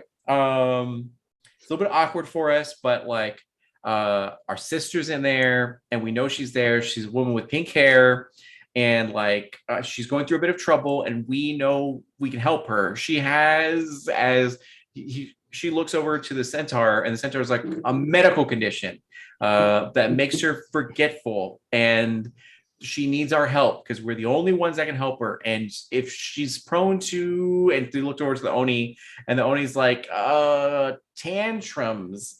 And if she has a tantrum, we don't want her to hurt anyone. So it's please, you have to let us in because we have to take care of her. You aren't, although you're really awesome and we love the Emerald Templars, they're super cool. You're not equipped to handle our sister. As they look genuine with your awareness. They absolutely look like they're speaking the truth somewhat. Like there's a grain of truth to what they're saying. Like they're really concerned about your well-being, and there's something going on, and they can help, but they're not telling you like the full truth for whatever reason. Well, we are a little bit out of our depth with your sister, so I'll turn around to my companions. We've got incoming, and they're suspicious and lying to me. I see right through you, by the way. I'm just going to turn back to the people. But they seem to have good intentions, and I'll open the door. And as you open the door, they walk through, and you're a witch, so you're getting mega vibes from them, as like it's supernatural and abnormal. And all three of you, except for Barnabas, who's like probably sharpening their claws or like whatever it's time, or fangs, yeah. So as they walk through, they're like, thank you so much, we really appreciate it, we promise you we're not going to be long, we're going to help out with the situation. As the centaur kind of like lumbers through and like tries his best to like duck under everything to not hit his head. And meanwhile, this woman, she turns to Barnabas, who's like, I assume contemplating making her another dish, or already did so, whichever, and goes like, by the way, I think my name is Belle. So like, it's nice to meet you. What's your name? As she like goes to your hand. Except Barnabas Quaffles, no relation. It's like, oh, that's cool. That's a fun name. And then just kind of like continues to sip her horchata, and like so as these two figures come through, she looks up and goes like, wait, I know you. Like, I don't like know you, but I like you. But why? As she tries to understand what feelings she has towards these two individuals, but ends up just simply hugging them. She hugs the Oni first, who like willingly embraces her. And then as she hugs the centaur like awkwardly like pats her and everything. And they go like, thank you so much for letting us in. We're gonna have to like try to help her with this and all that kind of stuff. And then meanwhile, Belle is simply going to each one of you guys and is like, I never got your name. What's your name? As she has like the robe on her blanket, and then also her like drink. Peggy. Maggie, I love that name. And then Bell, ring any bells for me? You can go ahead and do an awareness and notice check. If you have a cultist, you can also use a cultist if you like. Sure. I'm just staring at them because of the check from earlier. I'm like, oh yeah, you're looking, and these are the sources of all this overwhelming energy for whatever reason. But they haven't proven it yet. That is a 52. 52? Okay. With the 52, you're finding some books, and you're like, wait a second, I think I know of someone. And you find a really old tome that you kind of like go through, and the pages are all super dried up and crackly and all that kind of stuff. And you like, with very, a lot of cautiousness and care, you like thumb through the pages, and you find aspects of like the dream realm, essentially, where there are rivers of the dreams and the nightmares of all the mortals that are, existing and everything like that. And there are different creatures that are able to bathe in those waters and do their thing or whatever. And the tome is very big, and it goes through a lot of detail about a lot of different things, some of which are rumors and guests of everything, but you're unsure of what's true and what's not, because they're just, yeah. And but it's something to do with the dream realm for sure. Okay. And then Belle goes over to Lena and goes like, "Well, what's your name?" My name is Elena, and you're Belle. Then it's like, yeah, that at least I think that's my name. And both the centaur and the Oni are like, yeah, Belle, that's her name. As they kind of look to each other, they're just like, and the centaur does lean over to Barnabas, and this is like a 7'5" centaur. It's like, hey, are you the cook? Could I have some food, please? I'm like really hungry as you hear his monstrous stomach growl. The hay is out back. This is a shelf. I'm like, I'm being very impolite here. I'm talking like slow and loud, like a racist talking to a brown person, I'm like, this is a self-shoveling temple.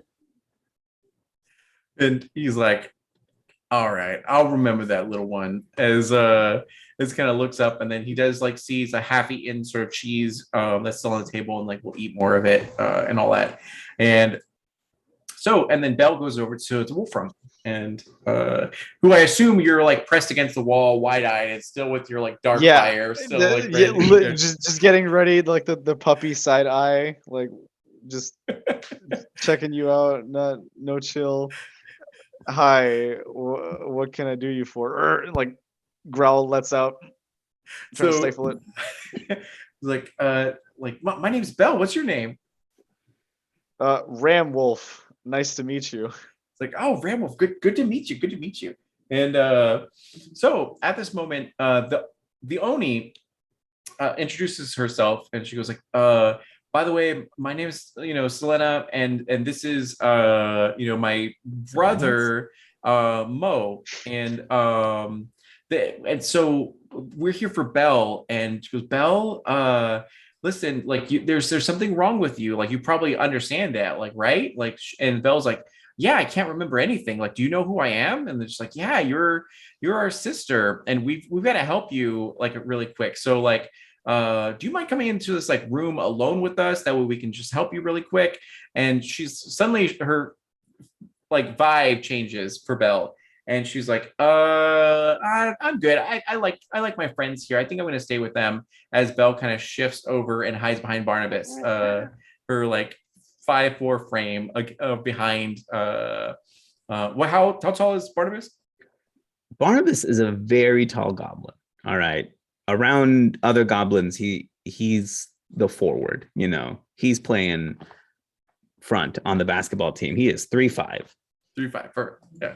So, and she like places a hand on Barnabas, and is like, I'm fine. We were just gonna like play a board game or something like that, right? Yeah, it's good. So and the centaur kind of steps forward and goes like, no, Belle, you really have to come with us. Like we've got to help you out here. Just calm down and everything's gonna be okay. And then Belle starts get like more agitated and escalates a little bit as she goes, no, I don't want to. And all of a sudden you watch as the realm around you, the reality begins to shudder and shake, as if you've ever seen like the outlines of certain things begin to vibrate in a weird way, to the point where Belle goes like I don't want anyone to scare me anymore. I don't want anyone to do anything. Like, I'm not going anywhere. I want to stay here, as she kind of like screams. But as she screams, it has a double speech, and you see the reality around you immediately begin to melt away as you land in this like Lisa Frank sort of like area where there's a lot of vibrant colors and a lot of like wild sort of areas, as it looks like the same place you were at with the temple and all that stuff, but all the colors are completely just extremely vibrant. And I just start just like apologizing, or like, look, everyone, I'm sorry. I knew one of the leches I used for the tres leches cake smelled bad, and I knew it smelled bad, but I was like, it's a little funky, but I'm a little funky, and I'm always okay. So I figured the cake would be okay, but obviously, if everyone's seeing what I'm seeing, the cake wasn't okay, and that's my bad. I'm sorry. So as you're saying all this and everything like that, Belle is still getting like freaked out and all that kind of stuff. And what happens is that, the world around you melts, bringing you to what appears to be a world similar to you, but everything is bright, vibrant colors, constantly shifting and changing at a whim. And all around you are various streams and rivers with odd waters that looks very, very multicolored, rainbow-esque, and all that kind of stuff. And you immediately feel a sense of dread, which will give you that's going to be 6 anxiety. As you realize that this is not the mortal realm anymore. You got shifted to somewhere else. Now, Negi, you know that you're in the dream realm, as you just were looking at a picture of this, being like, oh my God, it's true. And yes, so as you guys are here and you're in this weird realm, you can't help but feel like your emotions are becoming out of whack, where you're getting angry all of a sudden, and anxiety, and you're getting like stressed out and all that. And it's like insufferable. And as this happens, Selena looks to you guys all suffering, and she's like, "Oh my god!" And she immediately twists and turns into like this 9 foot tall like woman, and immediately begins to start dancing. And as she dances, you feel a warmth come over you as your emotions begin to come back to a controlled sort of level, and you actually all heal for 4 points of anxiety. And meanwhile, Mo is crying out to Belle and being like, like, mother, you gotta calm yourself, dude. Like, you gotta chill out. Like, this is, you don't know what you're doing here. And he begins to yell, and then Selena is essentially like you gotta deal with this, like, Mo, I can't handle this. The mortals are gonna go like insane essentially if I don't constantly like keep them healed. And then Mo the centaur immediately just turns into a giant like 9 foot tall centaur, even though he was already really, really big. And Belle seems extremely confused by this and flees as she goes like, "No, I don't want anything to do with you. Stay away from me," as she begins to like bolt.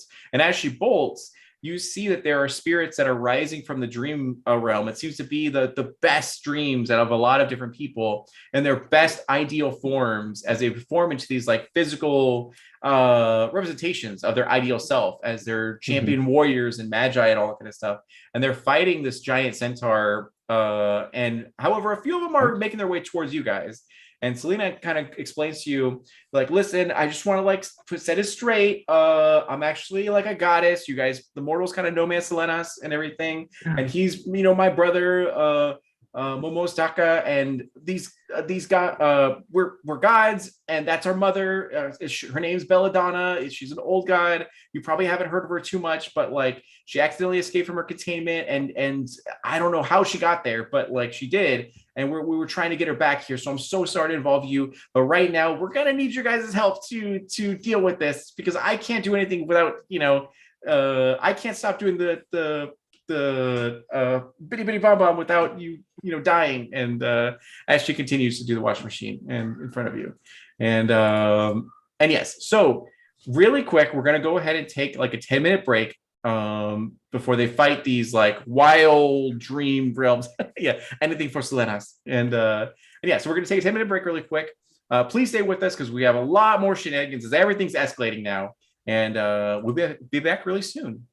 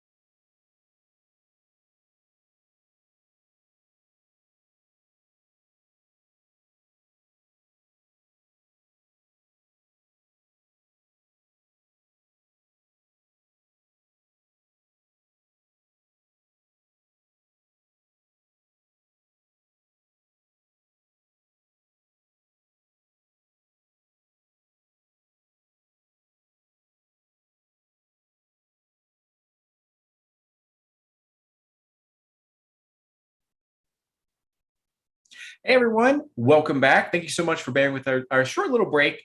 Before we go back into our adventure, we're going to go ahead and have everyone go around the room and briefly reintroduce themselves and their character and what they're playing tonight. Starting with Miguel. Hi, everyone. Allow me to reintroduce myself. My name is Barnabas Quaffles, no relation. Goblin thief, cook, criminal, all around little guy. Perfect. And then Anthony. Hey everybody, it's Anthony, he, him pronouns, and I'm playing the amazing Volgani shaman Wolfram, they, them pronouns, and I'm growling at some people currently with some chakra molding. So Yeah. And then Christina. Hi everyone, I'm Christina. I use any pronouns, and tonight I'm playing Lena, our orc witch, who is everyone's favorite nosy Tia. So good. And then Natalie. Hi, I'm Natalie Peter from Charm Person Games. I use she, her pronouns. Tonight I'm playing the buff and tough Oni Paladin, Negi. So good. Okay, perfect. So yes, this is Emerald Templars, a playtest of Emerald Templars. So everything you see here is subject to change based on your guys' feedback, the players' feedback, and everything else. It's currently on Kickstarter right now. We asked for $10,000, and within 13 hours of our first day, we got that amount, and so much more currently. There's 2 days left for this. So if you are interested in the game, you like what you see, or just want to check out more information, feel free to check out the Kickstarter link to be able to check who's the writer team is, where the money's going to go to, and what you can get if you choose to back it.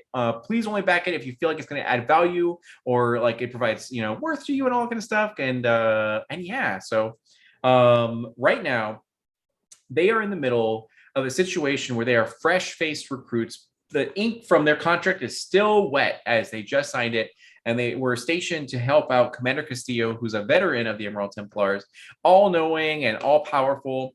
But unfortunately, he's down and out with the sickness. So for one night, all they had to do was hold down the fort and wait till first light, as they can. Lieutenant Salazar will be there to be able to help them out, guide them, and take over the reins for anything else. But unfortunately, later on during the night, they ended up getting the sound of a bright light that they were able to see. Two, one of them went out there to investigate and found a woman in distress. And three, they found three unsavory characters that came out them and demanded the woman, refusing to give up. They got into a conflict, and they whooped them essentially and stole their stuff, their wallet, their keys, all that kind of stuff. And after that, they got to converse with the actual woman, and she explained that she had amnesia. She didn't remember anything of who she was, where she came from. She had bits and pieces, fragments of her memory. And as they were trying to uncover what exactly was going on, help comfort her with food and like a blanket and all that kind of stuff, that's when another knock at the door happened, and they found two very suspicious characters who claimed to be like family members or weary travelers, and found out they were lying. And then they claimed to be the brother and sister of the woman that's inside. Cautiously, but also very skeptical, they let these two travelers in, and they tried to have a bit of alone time with this distressed woman to help her out, quote unquote, whatever that might mean. But this woman named Belle was very, very frightened and very scared. And because of that, she unleashed some of her power, which caused the world around them to melt as it shifted them from the mortal realm to the dream realm, a place that they're not supposed to be in at all. And as they're here, they can hear the whispers or yelling of everyone's greatest desires or greatest fears. And they get to see them in the river if they look long enough to see what everyone's dreaming at this moment, no matter where it is in the known world and all that kind of stuff. And just they're perceiving information that mortals are not meant to perceive.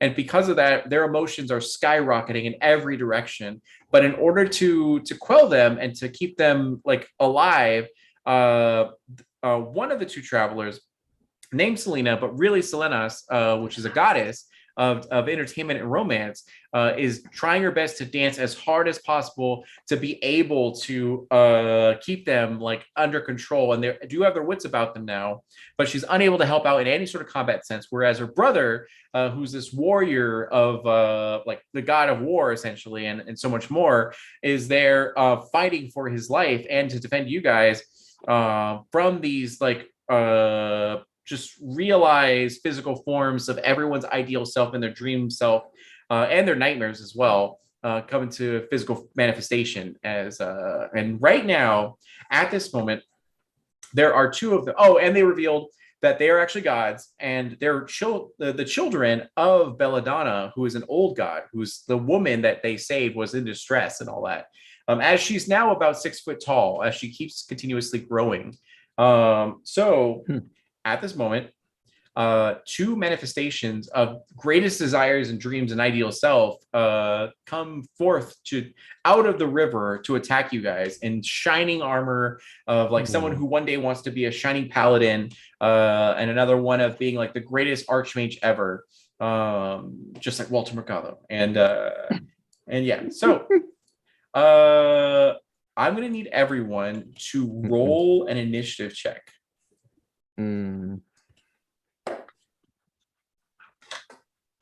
Yeah, there you go. We just add agility, right? Yeah, agility, and we're gonna say nimble. Yeah. Oh, okay. Got a 84. 44. Okay, so Negi, you got 44, and then Wolfram 84. 84, and then Lena. Got 4 again. You're good. It's okay. And then let's see here. And then so they're gonna get that one then. All right. So first one up is gonna be Wolfram. So you see go for it. 42. Oh, 42. Oh, I'm sorry. There we go. And then yeah, that works. Okay.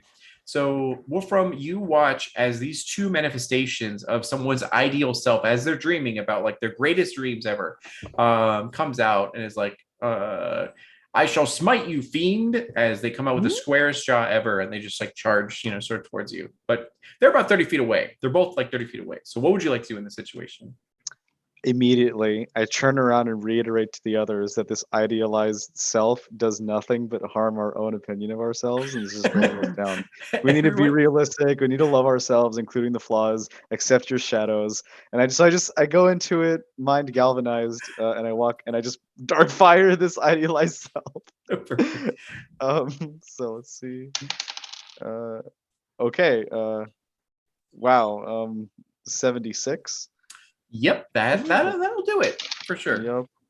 4 exhaustion, and that puts me at 20 exhaustion out of 30. So getting there. Okay. Oh, you've hit the 50% mark. So let me see here. Put a little check mark on my character sheet there. Yeah, I think what that does is it will let me check for sure really quick. Type of stress, there we go. Exhaustion. So if it's reached 50%, your influence will increase by 10%. However, damage output is halved due to being depleted of energy. So your influence is increased by 10% at least. Yeah. Okay, I dealt 3 damage with Darkfire, so that's I guess 1. 1, yeah. But it's okay because the benefit of Darkfire is that you grant weakness to your enemy. Woo! And weakness means that they do half damage. And you were attacking the like gladiator, or were you attacking the mage? No, the gladiator. Gladiator? Okay. So they have weakness. Feel, and feel my debilitating wrath. That it helps, especially with their attack, that's for sure. And then anything else for you? No, that would be it. Okay. After that, it's gonna go ahead and go over to Neji. Right, Negi. Or Negi? She is the one that's dressed like a paladin. She's gonna actually. Are there any that are close enough to where she can do a prayer and attack at the same time this turn? No, the closest one would be the gladiator, but they're about 30 feet away. Okay. And the radius of Selenas is about 40 feet, so you could rush in there if you want to. Yeah. All right, I'm gonna rush in then toward the gladiator. And roll to hit. That is a 90 to hit. Oh yeah, that's definitely gonna hit. So go ahead and roll double damage dice. That is 15. 15. Okay, so there you Perfect. That was a mighty blow. Okay. And then your weapon should have a special when it crits. Yes, causes the cracked condition. Oh. So their defense goes from 34 to 24. So it's Okay. easier for everyone to attack them. Okay. And then you should be able to attack again. Yep, I will do that. That's 100. Yeah, so you activate the Valor table. So go ahead and do your double damage. Okay. That's 12. Okay. So, and then now you're going to roll. Oh, we'll let you roll the full one. So go ahead and roll a d20. Okay. That is a 7. 7. Okay. So with the 7, perfect. I love this one. With the 7 on the Valor table, your foul stench seems to unnerve your foe. Your target becomes stunned for 1 turn. So they, beautiful. so yeah, you've been working out in the gym and haven't I have showered been, yet. yeah. So there you go. There's a lot So of dairy in that cake. and so now they're weakened and stunned. Great. All right. So anything else for you? Nope, that's it. All right. After that, it's gonna go to Barnabas. How many of Barnabas's turns or actions do I have to use to grow giant too? Because he's just trying. He sees everyone else getting big, and he's like, "This is my time. He's like, this is it. Do it. Like, yeah. Just as much as possible." Doesn't happen. You try. Your back cracks a little bit. It feels good, but unfortunately, it's not. Yeah. In that case, Barnabas is going to try to stay about. How far am I from this gladiator? 30 feet away. Okay, I'm going to stay 30 feet. I got this new spear. It's looking great. It's going to be like Craig from one hand and then the spear from the other. You can throw it. Yeah. I'm just throwing both. So I believe I've got the agility for it.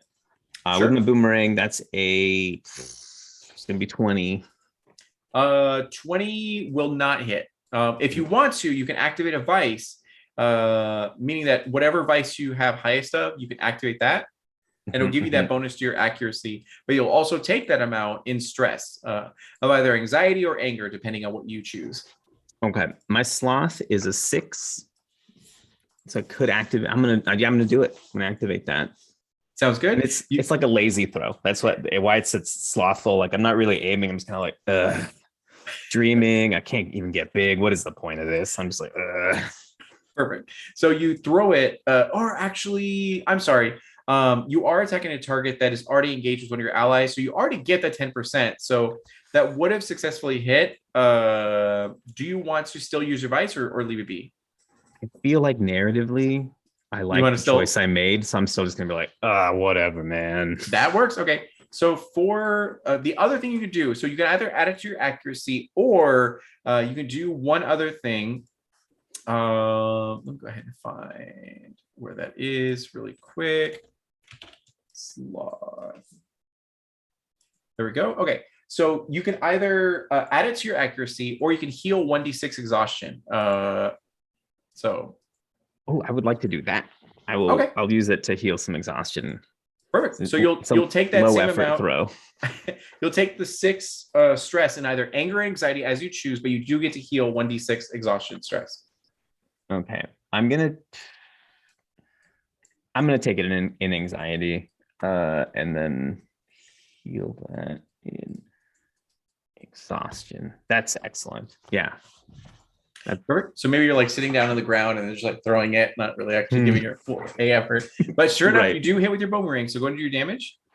Got it. Excellent. And that is going to be his two whole points. Perfect. And then your spear. Right. The spear. Hopefully, I'm like I care about this one. That is I still have the 10% from the flanked or Correct. Whatnot. Yep. So that's a 40. 40. Okay. You do hit. So go ahead and do damage. Okay. We're just going to leave it at that. And then that is a 4 on that one. 4. Okay. You do destroy it as you see this, like the manifestation of the ideal version of this mortal somewhere on the known world is like, I can't lose. Bianca's going to marry me. I swear. And then all of a sudden you just like throw the spear and it just goes through their chest and they disappear and go slink back into the river. Meanwhile, there is still the mage that's there. So going over to it's the bad guy. So the mage is going to go ahead and look over to Wolfram, and then go like, I'm going to join the Emerald Templars and I'm going to slay all the monsters, including you, as they get a 30% versus Wolfram. Like I'm sentient and I feel feelings, I just that's 24%, so it definitely beats it, right? It hits it. Okay. Yeah. So they are going to superfy it using their special. So 2 targets are going to be affected by this. So the other one's Lena. Oh, that's not that. Okay, so 24% versus your defense. My defense is 34. 34. Yeah, so it misses as you like sidestep and then are completely fine. So Wolfram, you are going to take 6 points of physical damage. Physical. All right. Yeah. And if my defense value is 24, does it match? Does that count or no? Right? Is that meets it beats it essentially. Yeah. Okay. Yeah. 6. And then after that, that's it for them. So now it's going to go to Lena.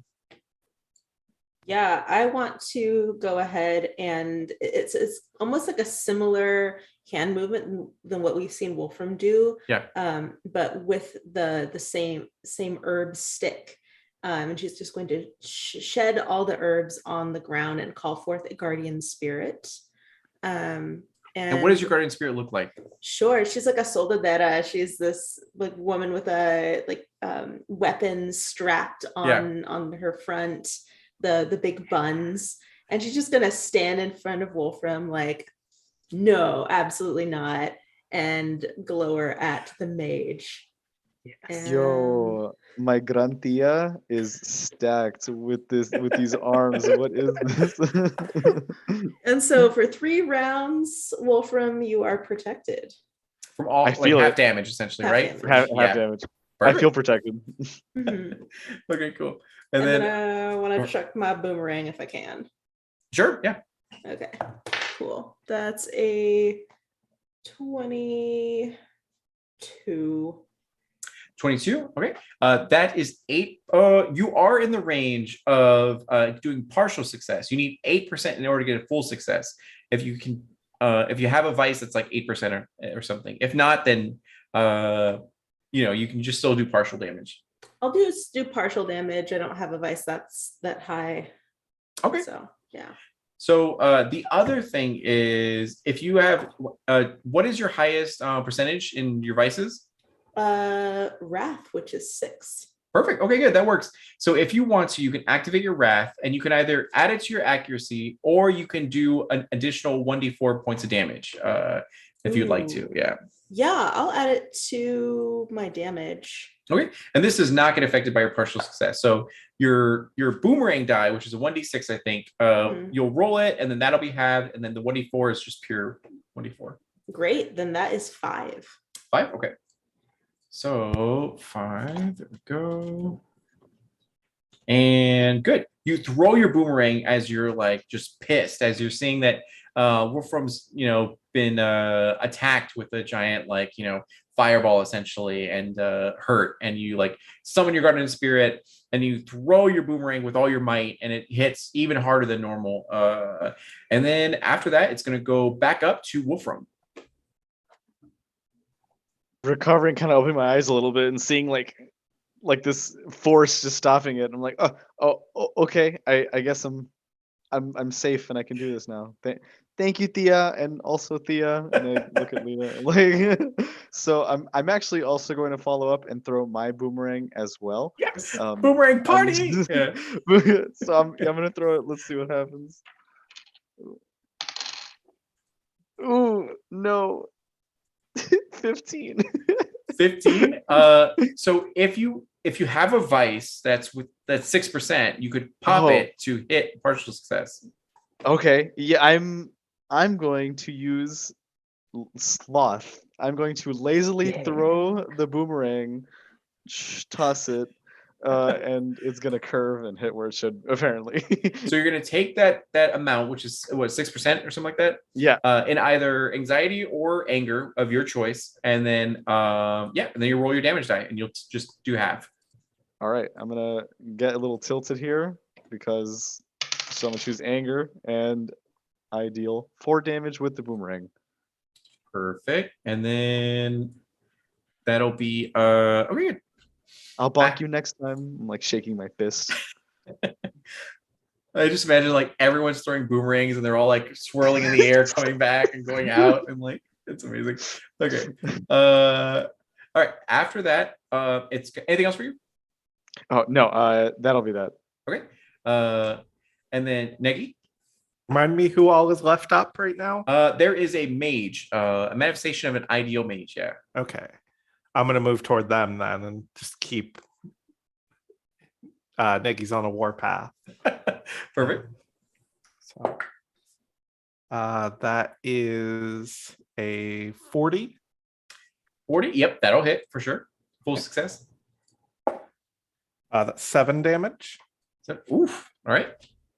And again, that's an 80 to hit. That's a crit. Okay. So the cracked condition and 11 damage. Love it. Yep. You destroy them as you swing your Uthergata left and right. And sure enough, you see this mage be like, wait, no, please. And then just like it's sucked into the river. And you guys are clear from this. So you do find that. Oh, that's perfect. So, that's not perfect for me, actually. So you do find that both the gladiator and the mage dropped items. One of which is a sparkling tiara that I'll put this in chat. And the other ones is a magically enchanted gata. So I will also in the Discord chat, I put one, the cosplayer who actually cosplayed as Belladonna and the artwork of Belladonna. That way you can feel free to see it. That this woman that you've been spending time all night. Yeah. So feel free to choose who gets what of the tiara and gata. And I'm not saying I want the tiara. I'm just saying whoever gets the gata should name it Lady Gata. Well, I think I drop my kata and then pick up the better Yeah. one. yeah. It has Negi written all over it. Yeah. Yeah, It exactly. does. Barnabas, go for that tiara. So keep in mind that it's standard at a D8, so you're gonna do a D10 every time you attack with your stuff. Okay. Yeah. Hot lava. That's awesome. And then who wants the tiara? I mean, I wouldn't say no. Sorry. Go ahead. The tiara will give you 0 defense, but it does have spell/prayer armor penetration. So meaning that whatever you do, it reduces the armor of whoever you're attacking like by 2%, essentially, making it a little bit easier for you to attack them. Yeah. And it looks great. I'm gonna take it and try donning it on Barnabas. I'm gonna do like a little ceremony, anoint some oil, start playing some music, burn some sage, and then I'm going to like pop it on. Put it on Just standing with my eyes closed. yeah. Perfect. So after dispatching these manifestations of these ideal dreams, you guys make your way over to Belladonna, who's like backed up against a tree and is like curled up. And she's like, I don't want anyone to do anything with me. I'm so confused. I don't know where I am. Why did this happen? And she just like keeps rattling on and is very hysterical. And Selenas like looks down to you guys and you're like, you guys do a great job, like good effort. As you can see her sweating and like is dropping down onto the floor and all that kind of stuff. And then it goes like, but I can't maintain this forever. And my brother is getting like super overwhelmed as you look over and there's like 20 times more like manifestations attacking him and he's like slaying them backwards and forwards. Because like, I can't do anything right now. You guys are going to have to calm her down. If you can get her to calm down, she should revert back and we should return to the mortal realm. Just please hurry as she continues to try her best to do as many bitty bomb bombs and washing machines as possible. So let me do a D4 real quick. Okay, so Lena, you are closest to Belladonna. If you don't want to, you can choose to pass it on to someone else.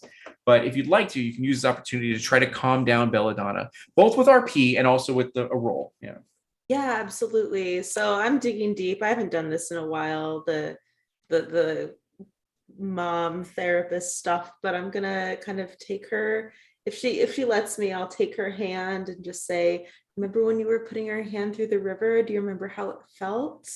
And try and do a little grounding exercise with her. Sure. So go ahead and do your influence plus charm. If you have anything else I guess influence would be the only one, or therapist, then you can add those to it. Yeah. Cool. I have something. Oh no, I don't. Okay, so that's a 24. A 24. Okay. Yeah. So with the 24, you say this, but she's now about like 6'6" for height and all that. So she's growing at a rapid rate, and she's trying to listen to you, but she's so overwhelmed with her thoughts and everything. And it seems like the sounds from the rivers and the streams of everyone's like thoughts and desires and all this kind of stuff and nightmares are starting to escalate in volume. And it didn't seem like it worked. So you are going to take 2 points of anger as you like tried, you were on the spot and you failed and everything. So then who would like to take a crack at it? I was gonna say, can I call out for Wolfram? Like, this is kind of their Tag bag. out, Like, yeah. Wolfram, I can't talk to her. Help. You muted. Sorry. Of course, can't be Jeffrey Jesus though. At least one mute. I tell Lena that I appreciate her greatly, and that I'm more than happy to tag out with her. I crack my neck. I go in there. I do have an 18% bonus with the influence 10% that I was given. So I'm gonna try and charm Bella and see if that's sufficient. So Sure. let's see. Ooh. Okay, all right. 88. Okay, good. So I'm gonna set up the ritual and kind of do the same thing that I did for Barnabas's crown, and kind of like don like a traditional We're like recycling mask. this. Yeah, like a mask, burning some more stuff, and start to at least do like maybe this time do a dance, and go like all out in response to the dance and see if that helps calm. Perfect. So you do get a critical success, meaning that she is starting to calm down as she's watching you and kind of laughing and also enjoying your sort of dancing and everything. And as she's doing so, you see everything begin to get muffled and sort of like toned down in volume and everything. So Neji, would you like to do anything? Yeah. I think Negi comes in and is like, Or Negi? hey, it's scary being away from home. Like, I get that. And you've had a lot happen to you, and you don't know what's going on. And I totally get that. But you need to calm down and get us home, or bad things are going to happen to all of us. And we have people back home who care about us. Perfect. And then go ahead and roll your influence and then charm. If you have therapist or influencer, I feel free do to- have therapists, yeah. Perfect.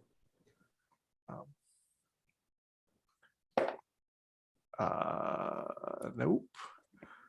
That is 10. That's 18. 18. Okay.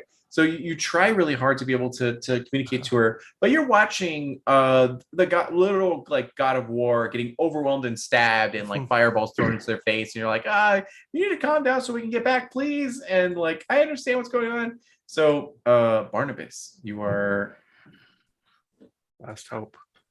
Oh my, yeah, this isn't really my bag. Say, look, mira, no, señora, what happened is you have what my nan has all the time. My abuela, she calls them senior moments, right? And it's okay. That just means, you're an old god, you're old being the key word here.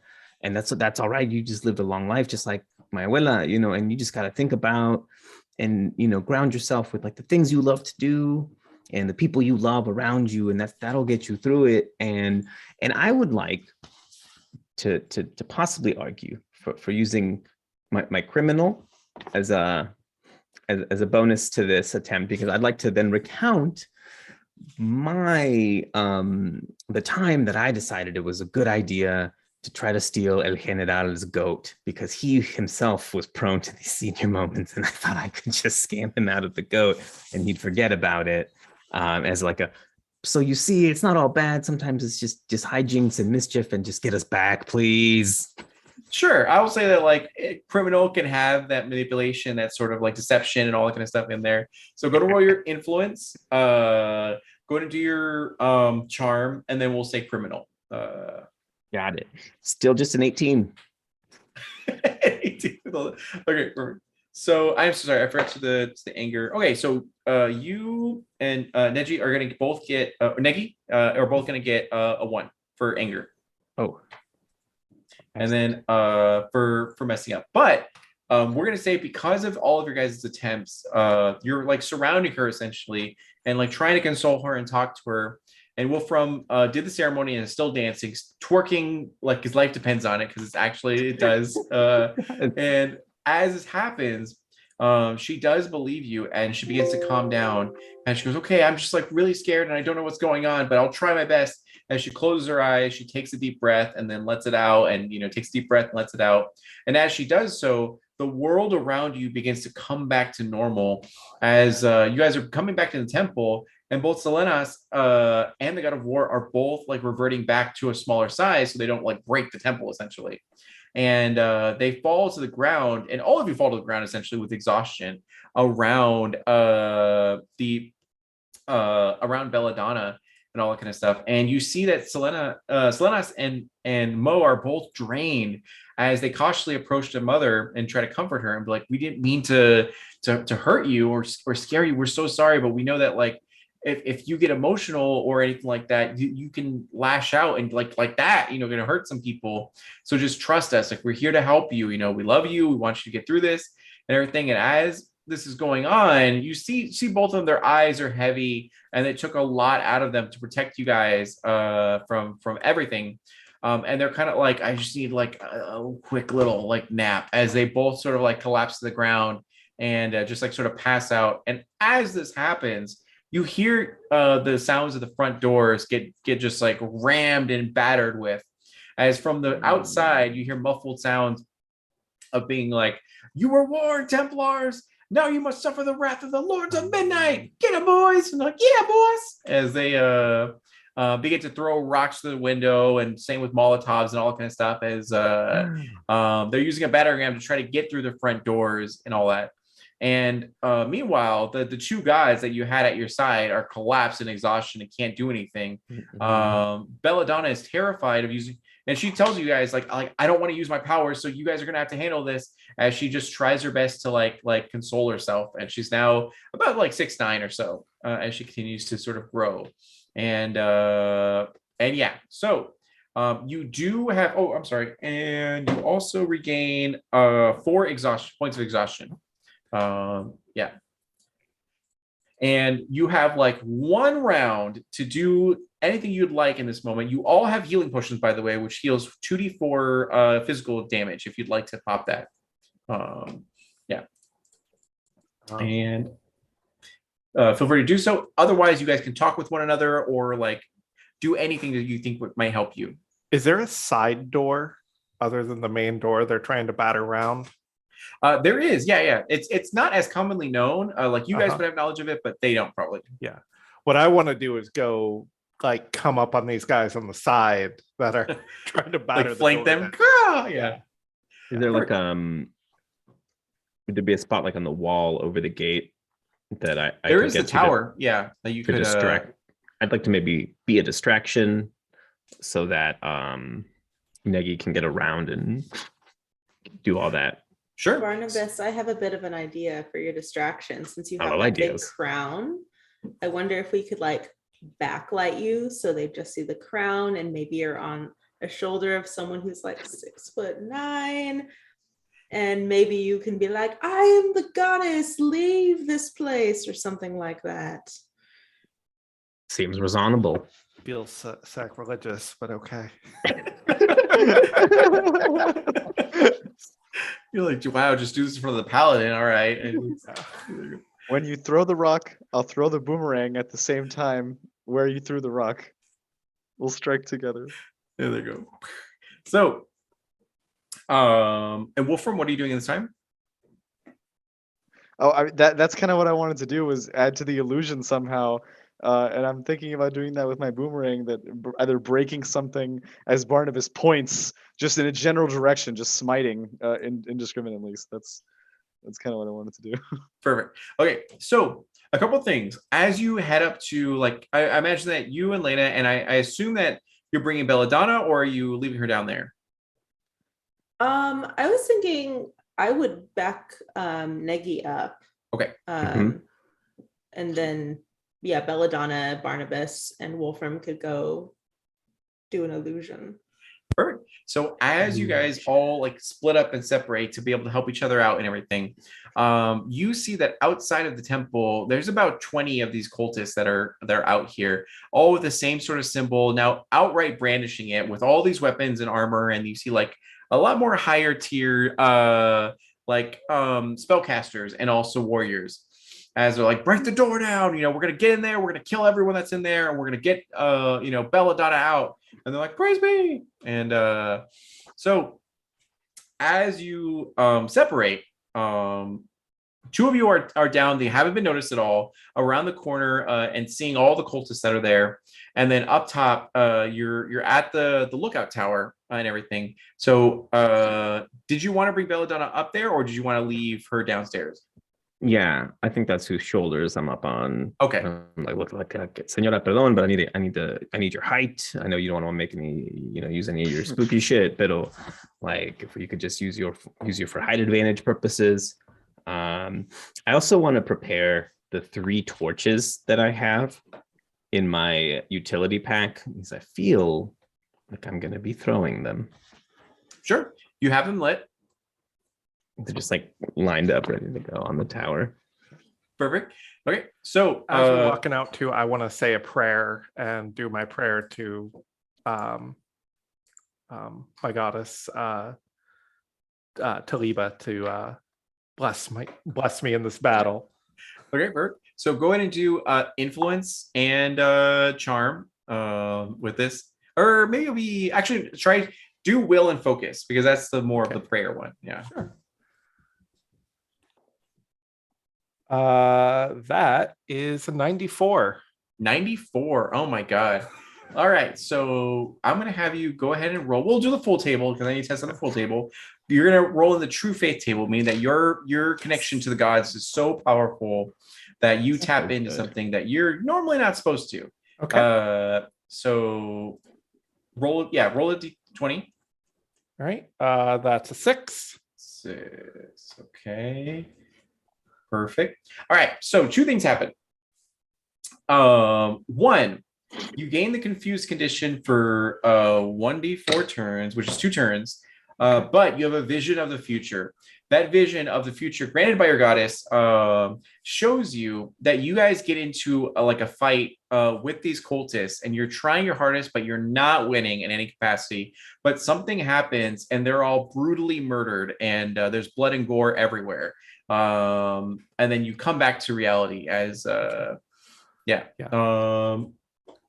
you're gonna get also 1 point of lucidity damage, or stress. And yeah, so for your knowledge and information, the confused condition is where for these 2 turns, you're going to take 1d4 lucidity stress, and it's going to decrease your accuracy by 10%. So if you want, you can hold off and then wait until that passes before you engage and all that. So yeah. I don't think Negi's gonna do that. I think she just looks at Lena and her eyes are kind of focused out. She's like, Taliba is with us. As blood comes out of the nose. Right, yeah. So, okay. All right. So upstairs, go ahead and roll. And this will be for both Wolfram and Barnabas. So go ahead and roll your influence, and we'll say crafting, because you guys are, or one can do crafting, one can do charm if you'd like to. And if you have artist as points in there, you can also do that to perform. Yeah, I'd love to do charm. This will be my first time picking up a mallet. Let's see. 38. 38. Okay. And 38. Okay. So with those scores, they're enough to be able to convince them of something. As everyone stops and like, is it Belladonna? As there's like, and describe to me your guys' team effort of like this deception, illusion, smoke and mirrors. So I'm like crafting, and all I really know how to do instead of like creating a platform is like stitching. So I cut off a piece of my robes and my dresses and start to create like this shadow or specter out of these like fabric with small pulleys to like pull up and down while I'm behind the stage to make them appear as if they're moving, while Barnabas does the heavy lifting talking. So Barnabas has this sequin dress, right? That they already know matches his tiara and was like already stoked about, but it's human length, not goblin length. So they've had, they snatched it out of the room real quick, tossed it on. He's got like the sleeves are like over the arms, but it's covering Belladonna's most of her torso and stuff, so you really can't see her under. It's your classic two hobbits in a trench coat situation. And just putting up a, like, yes, I am the goddess reborn, fear my wrath, this and that. And then at one point grabs 2 torches and is just waving them around, like, in all kinds of crazy motions, pointing them, all of the above. When he points, I throw the boomerang, try to hit there. Ooh, yeah. Like, so you guys rolled well enough to succeed. So what happens is that they do stop their attack for a moment, and they go, look, it's Belladonna, as a lot of them get on their knees and like, pray and be like, and one of them who seems to be like the bishop, the like, head priest of this like cult, is like, Belladonna, you must hear us out. We're sorry for scaring you. We summoned you here. We're your true and loyal, faithful. We know that you're the greatest of all the gods, and we want to help you and to enter this era of power where you no longer have to be contained. You can be free, as they like just preach to you guys. As Belladonna's like, I don't know what they're talking about. As but yeah. Barnabas quickly like, are you sure? I mean, that sounds like a good deal. Are you sure you don't want to like, I mean, if I was you, I'd just at least, I mean, I don't want to, never mind. like one moment as you like talk to I mean, being free sounds cool. I don't know what you what are your obligations? I'm behind the foliage. I'm like, yeah, take it. So meanwhile, downstairs, Lena and Negi, both of you guys have a clear line of sight of this head sort of priest and all that of the cult. So what would you guys like to do? I'm assuming we can see all of the tableau happening up on the tower as well. You can. There's someone with a really shiny shield that kind of like you can get a clear line of sight of it from that shield, and you're like, wow, that's actually really good. Just kind of like hold.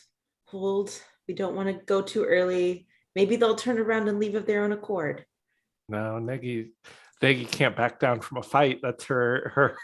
That's your creed. That's right. Yeah. I'm trying to hold you back. I'm doing my best.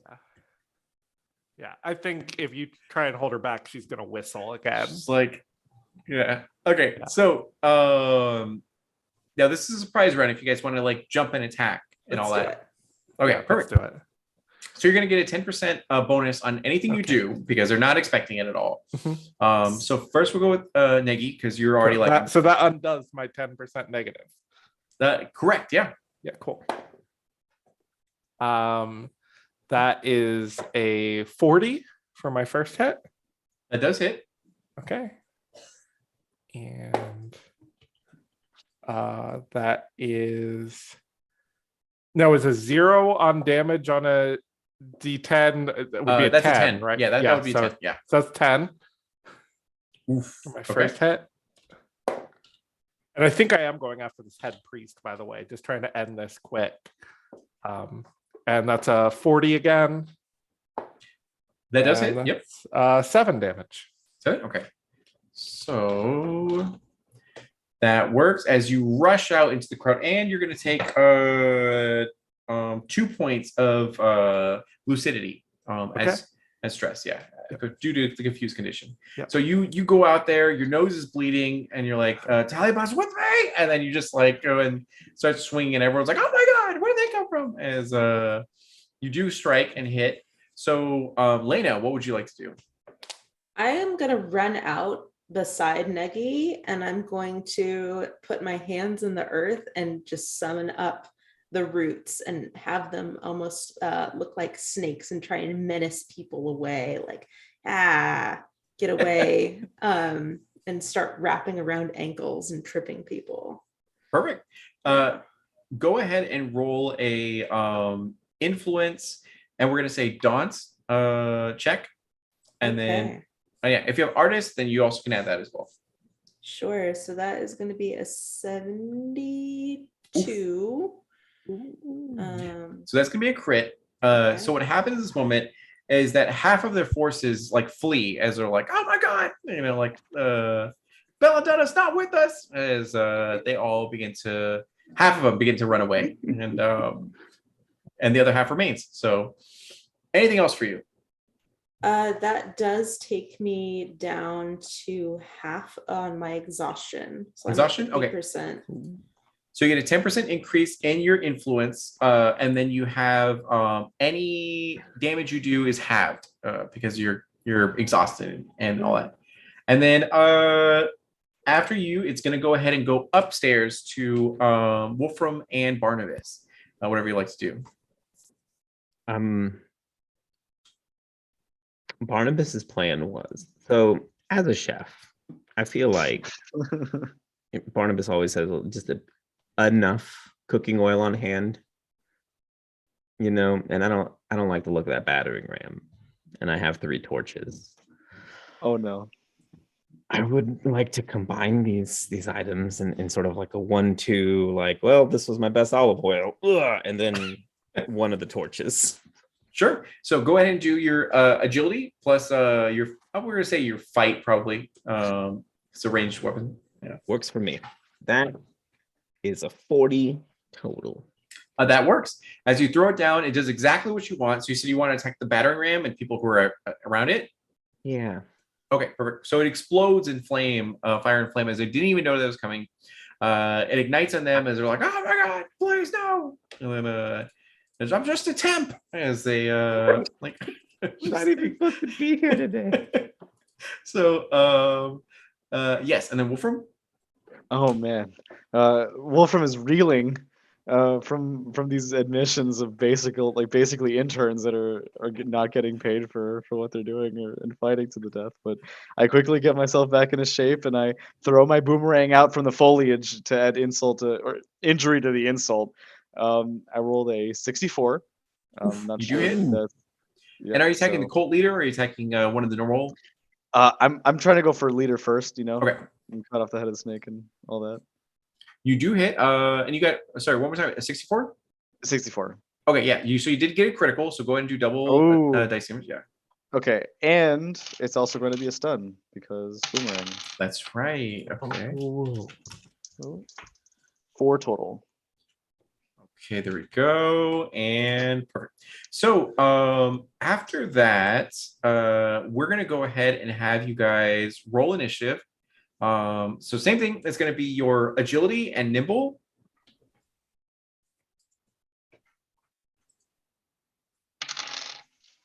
And we're gonna start off with Lena. Yeah, so that is a 54. Okay, there we go. Wolfram. 23. Okay, perfect.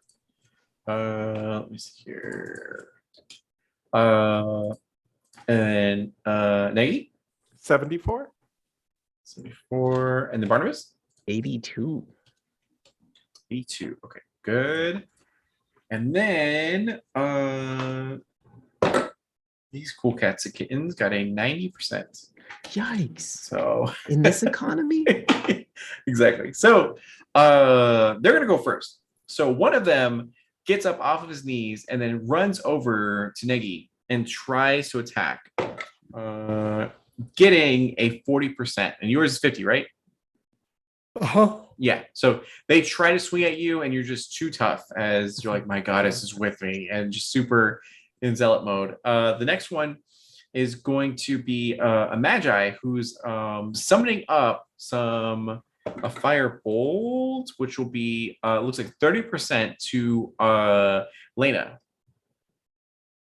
I have a 34, so Okay. I'll dodge that fire. So swing and a miss, and then the cult leader is stunned, so it doesn't matter.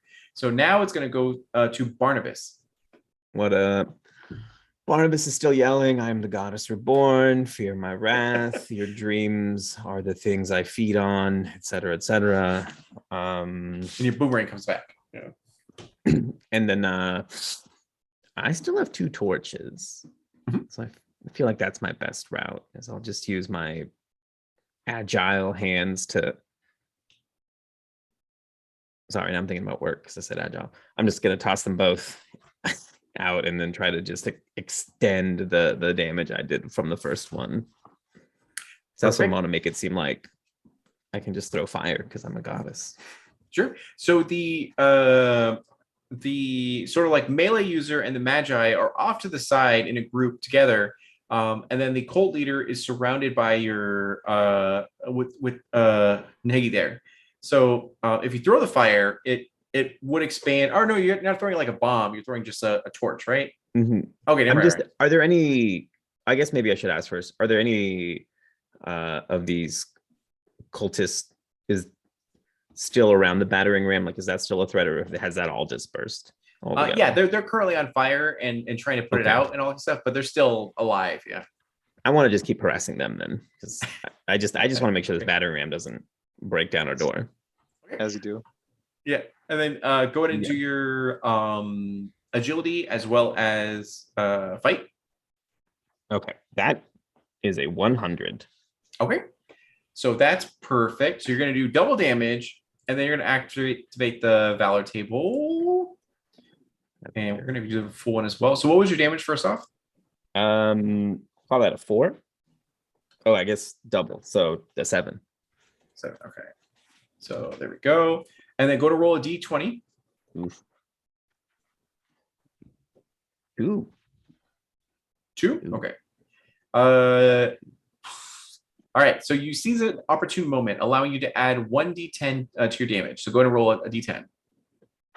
Hot tamales. That's a 2. That is also a 2. Okay. There we go. And then anything else for you? No, I think that's it. Just mainly shouting, cackling, a lot of cackling, you know. Yeah. I have like a third of a torta left, like up my sleeve, and I just like eating it and put it back. Yeah. So you pass Belladonna, I don't see it. So a little bit. Yeah, you definitely do see Belladonna. She's wide-eyed, looking through this coat, and just like taking in deep breaths, and like it's slightly almost hyperventilating. And then after you, it's going to go ahead and go to Negi. Okay.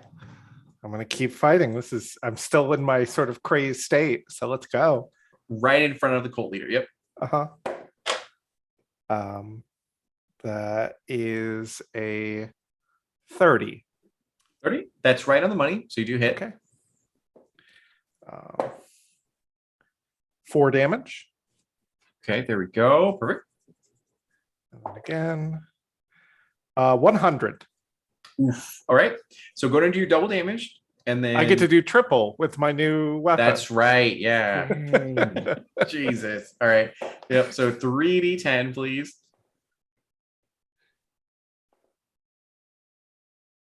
16. Not too bad.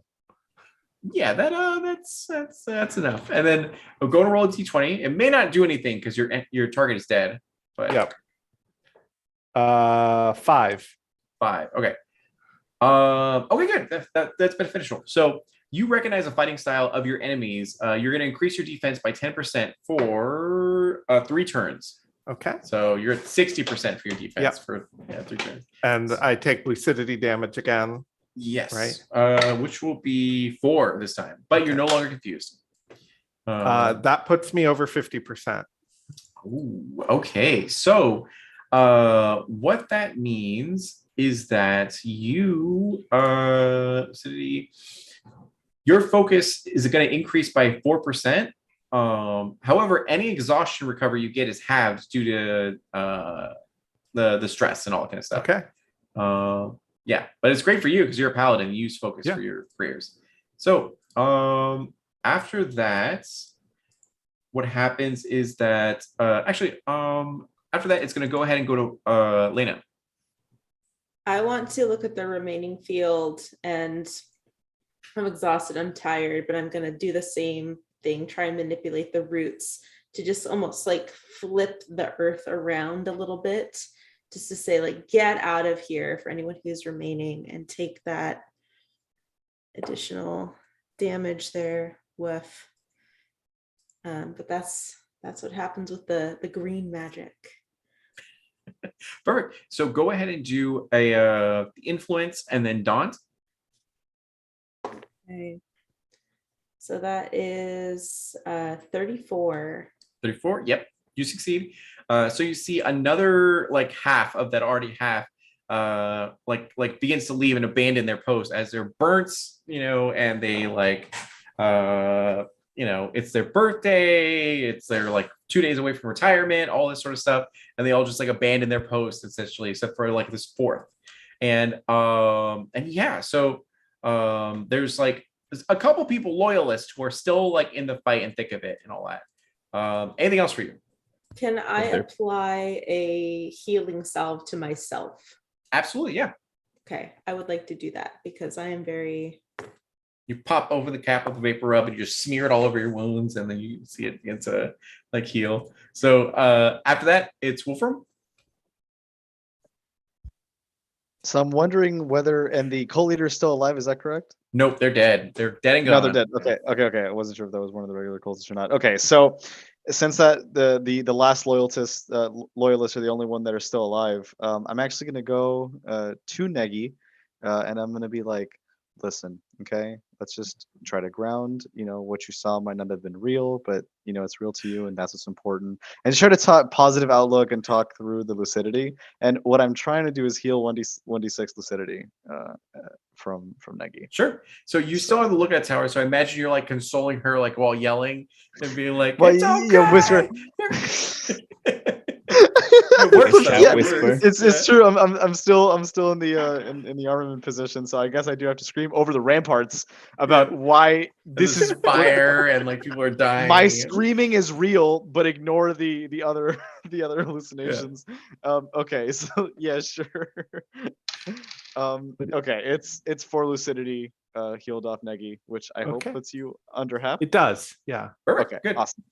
And I gotta take 1d8 exhaustion, of which I take 8 again. So I'm tired. at 25 exhaustion. Yeah, usually. Okay. And then anything else for you? Oh, no, and that's it for me. Good. Okay. So what happens at this moment is that Barnabas, you and also Wolfram, because you're in the proximity, you see her begin to like hyperventilate and then just be like, enough of this, as you look over and can see that there's a whole other group of cultists that are coming down and have kind of like rallied those who have ran away to go and keep attacking. And there's just like a lot coming. And she goes like, and you see her be like, she's hyperventilating, and then suddenly she stops. And the stopping is what like makes you kind of like, oh, that's kind of weird. As Barnabas, I would imagine that you can choose to stay on her shoulders if you want to, but you feel this power radiating from her, and you feel like it might not be the best place to be. You can choose to be there if you like to. What do you want to do? For Barnabas, yeah.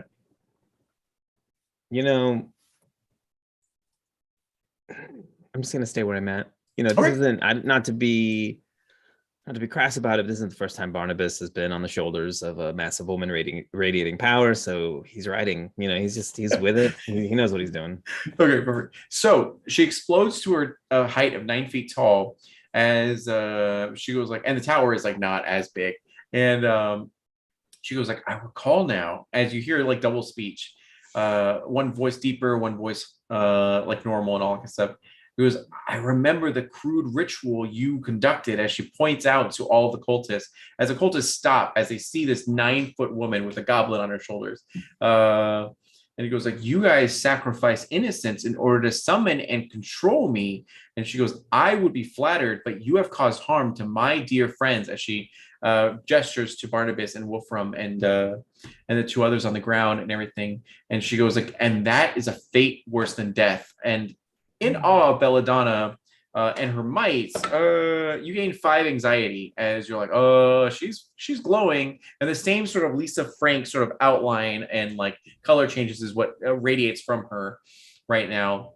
And she tells you, she goes like, through your mind, not even like audibly, she goes, close your eyes and don't open them for anything.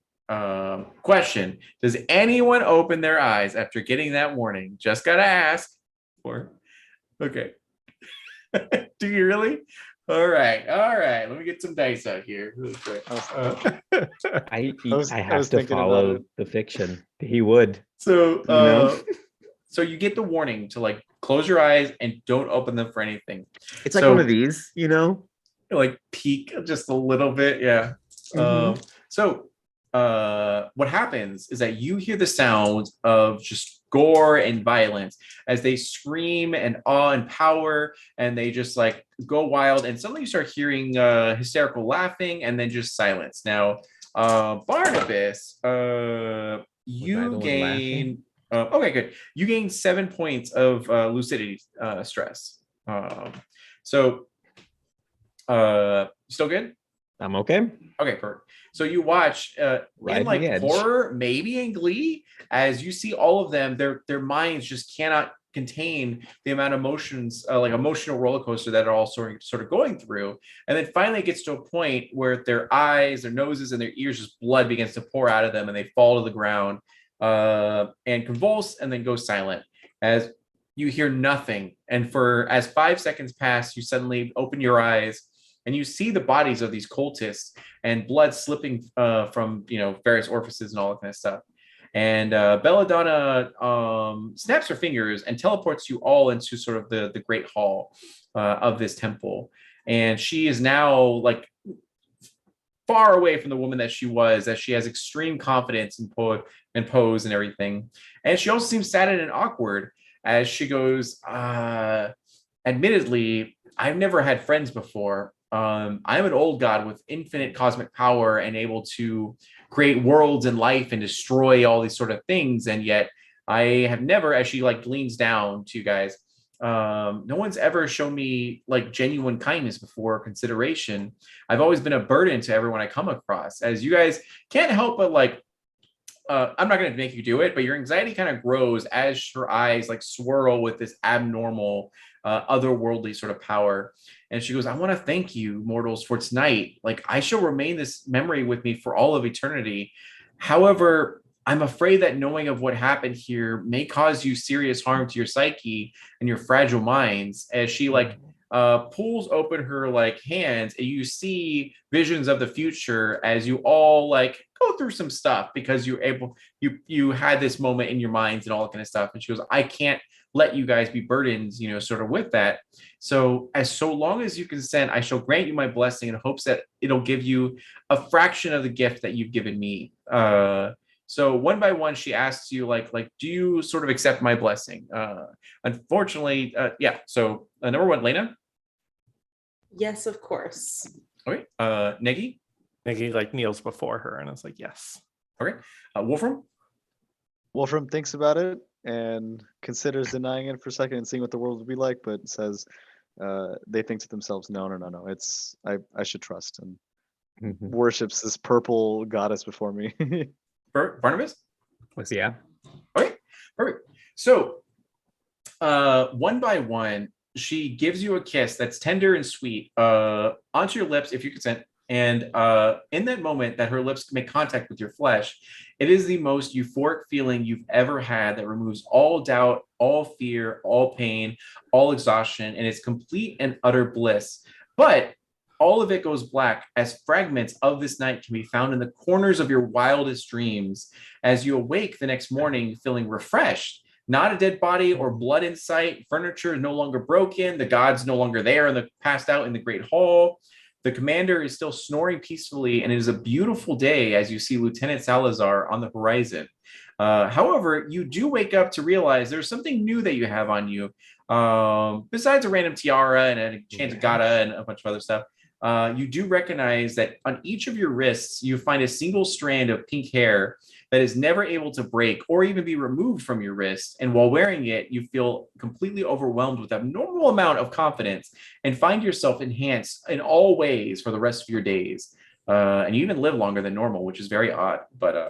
And yeah, so you guys have survived your first night as an Emerald Templar in this temple and met a few gods and old gods and all that kind of stuff. So good job, guys. Yeah, so and perfect. So with that, we want to thank you so much for checking out this playtest of Emerald Templars. It's like a dark fantasy and I love Lovecraft and a bunch of Junji Ito and a bunch of other like awesome horror people. So there's a lot of cosmic horror and a bunch of other stuff in the game for you to explore. If you're interested, you can always check out the Kickstarter. It is live for a couple days, and yeah. So one by one, we're gonna go ahead and go around the room and have everyone tell us who they are, where they can be found, and what they're up to next. We're gonna start off with Anthony.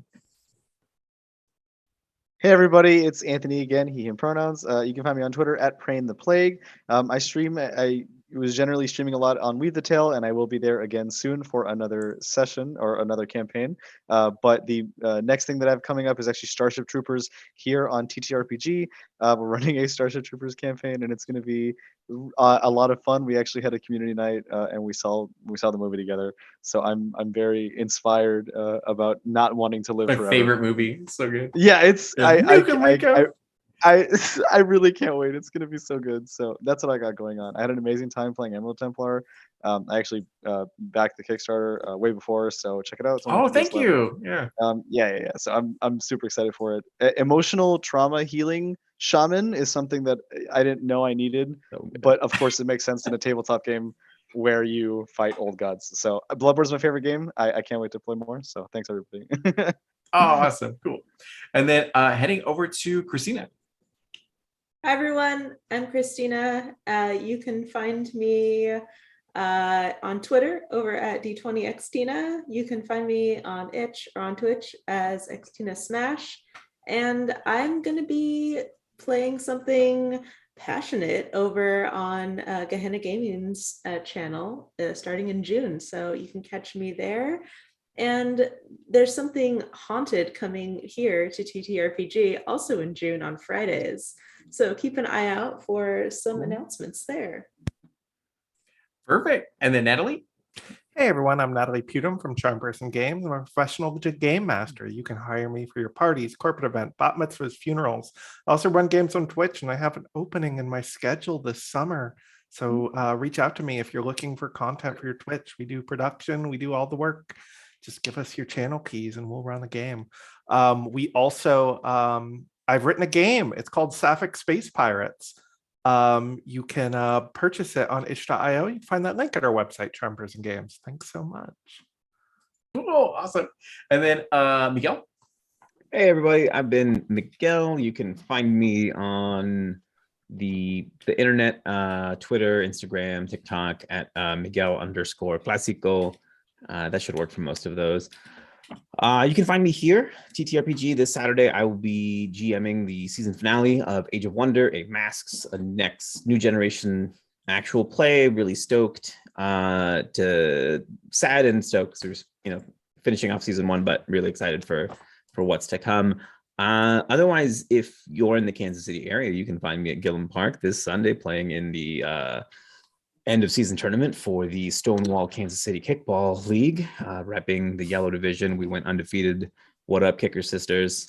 That's all I have going on for the rest of my life. So Perfect. And my name is D'Angelo Murillo. I've been your lore master, which is the name for the Dungeon Master and Emerald Templars and all that. nice. And you can find me on all social medias at _D'Angelo. I'm always doing whatever I can to help out with inclusion and diversity in our geek community in whatever way I can. So definitely check out my Discord or like anything that I have going on. It's always to uplift the community. So you're always welcome and always appreciated. And yeah, thank you again so much to TTRPG for giving us this space, and shout out to our unsung hero for tonight, Nikki, for running things in the background and during a storm where the power went out for a moment and generators like a real MVP and all that. So thank you again for everything. You wouldn't even know. Exactly. That's how pro it is. It's like so good. So yeah, we'll see you guys all later, and I hope you guys have a wonderful week.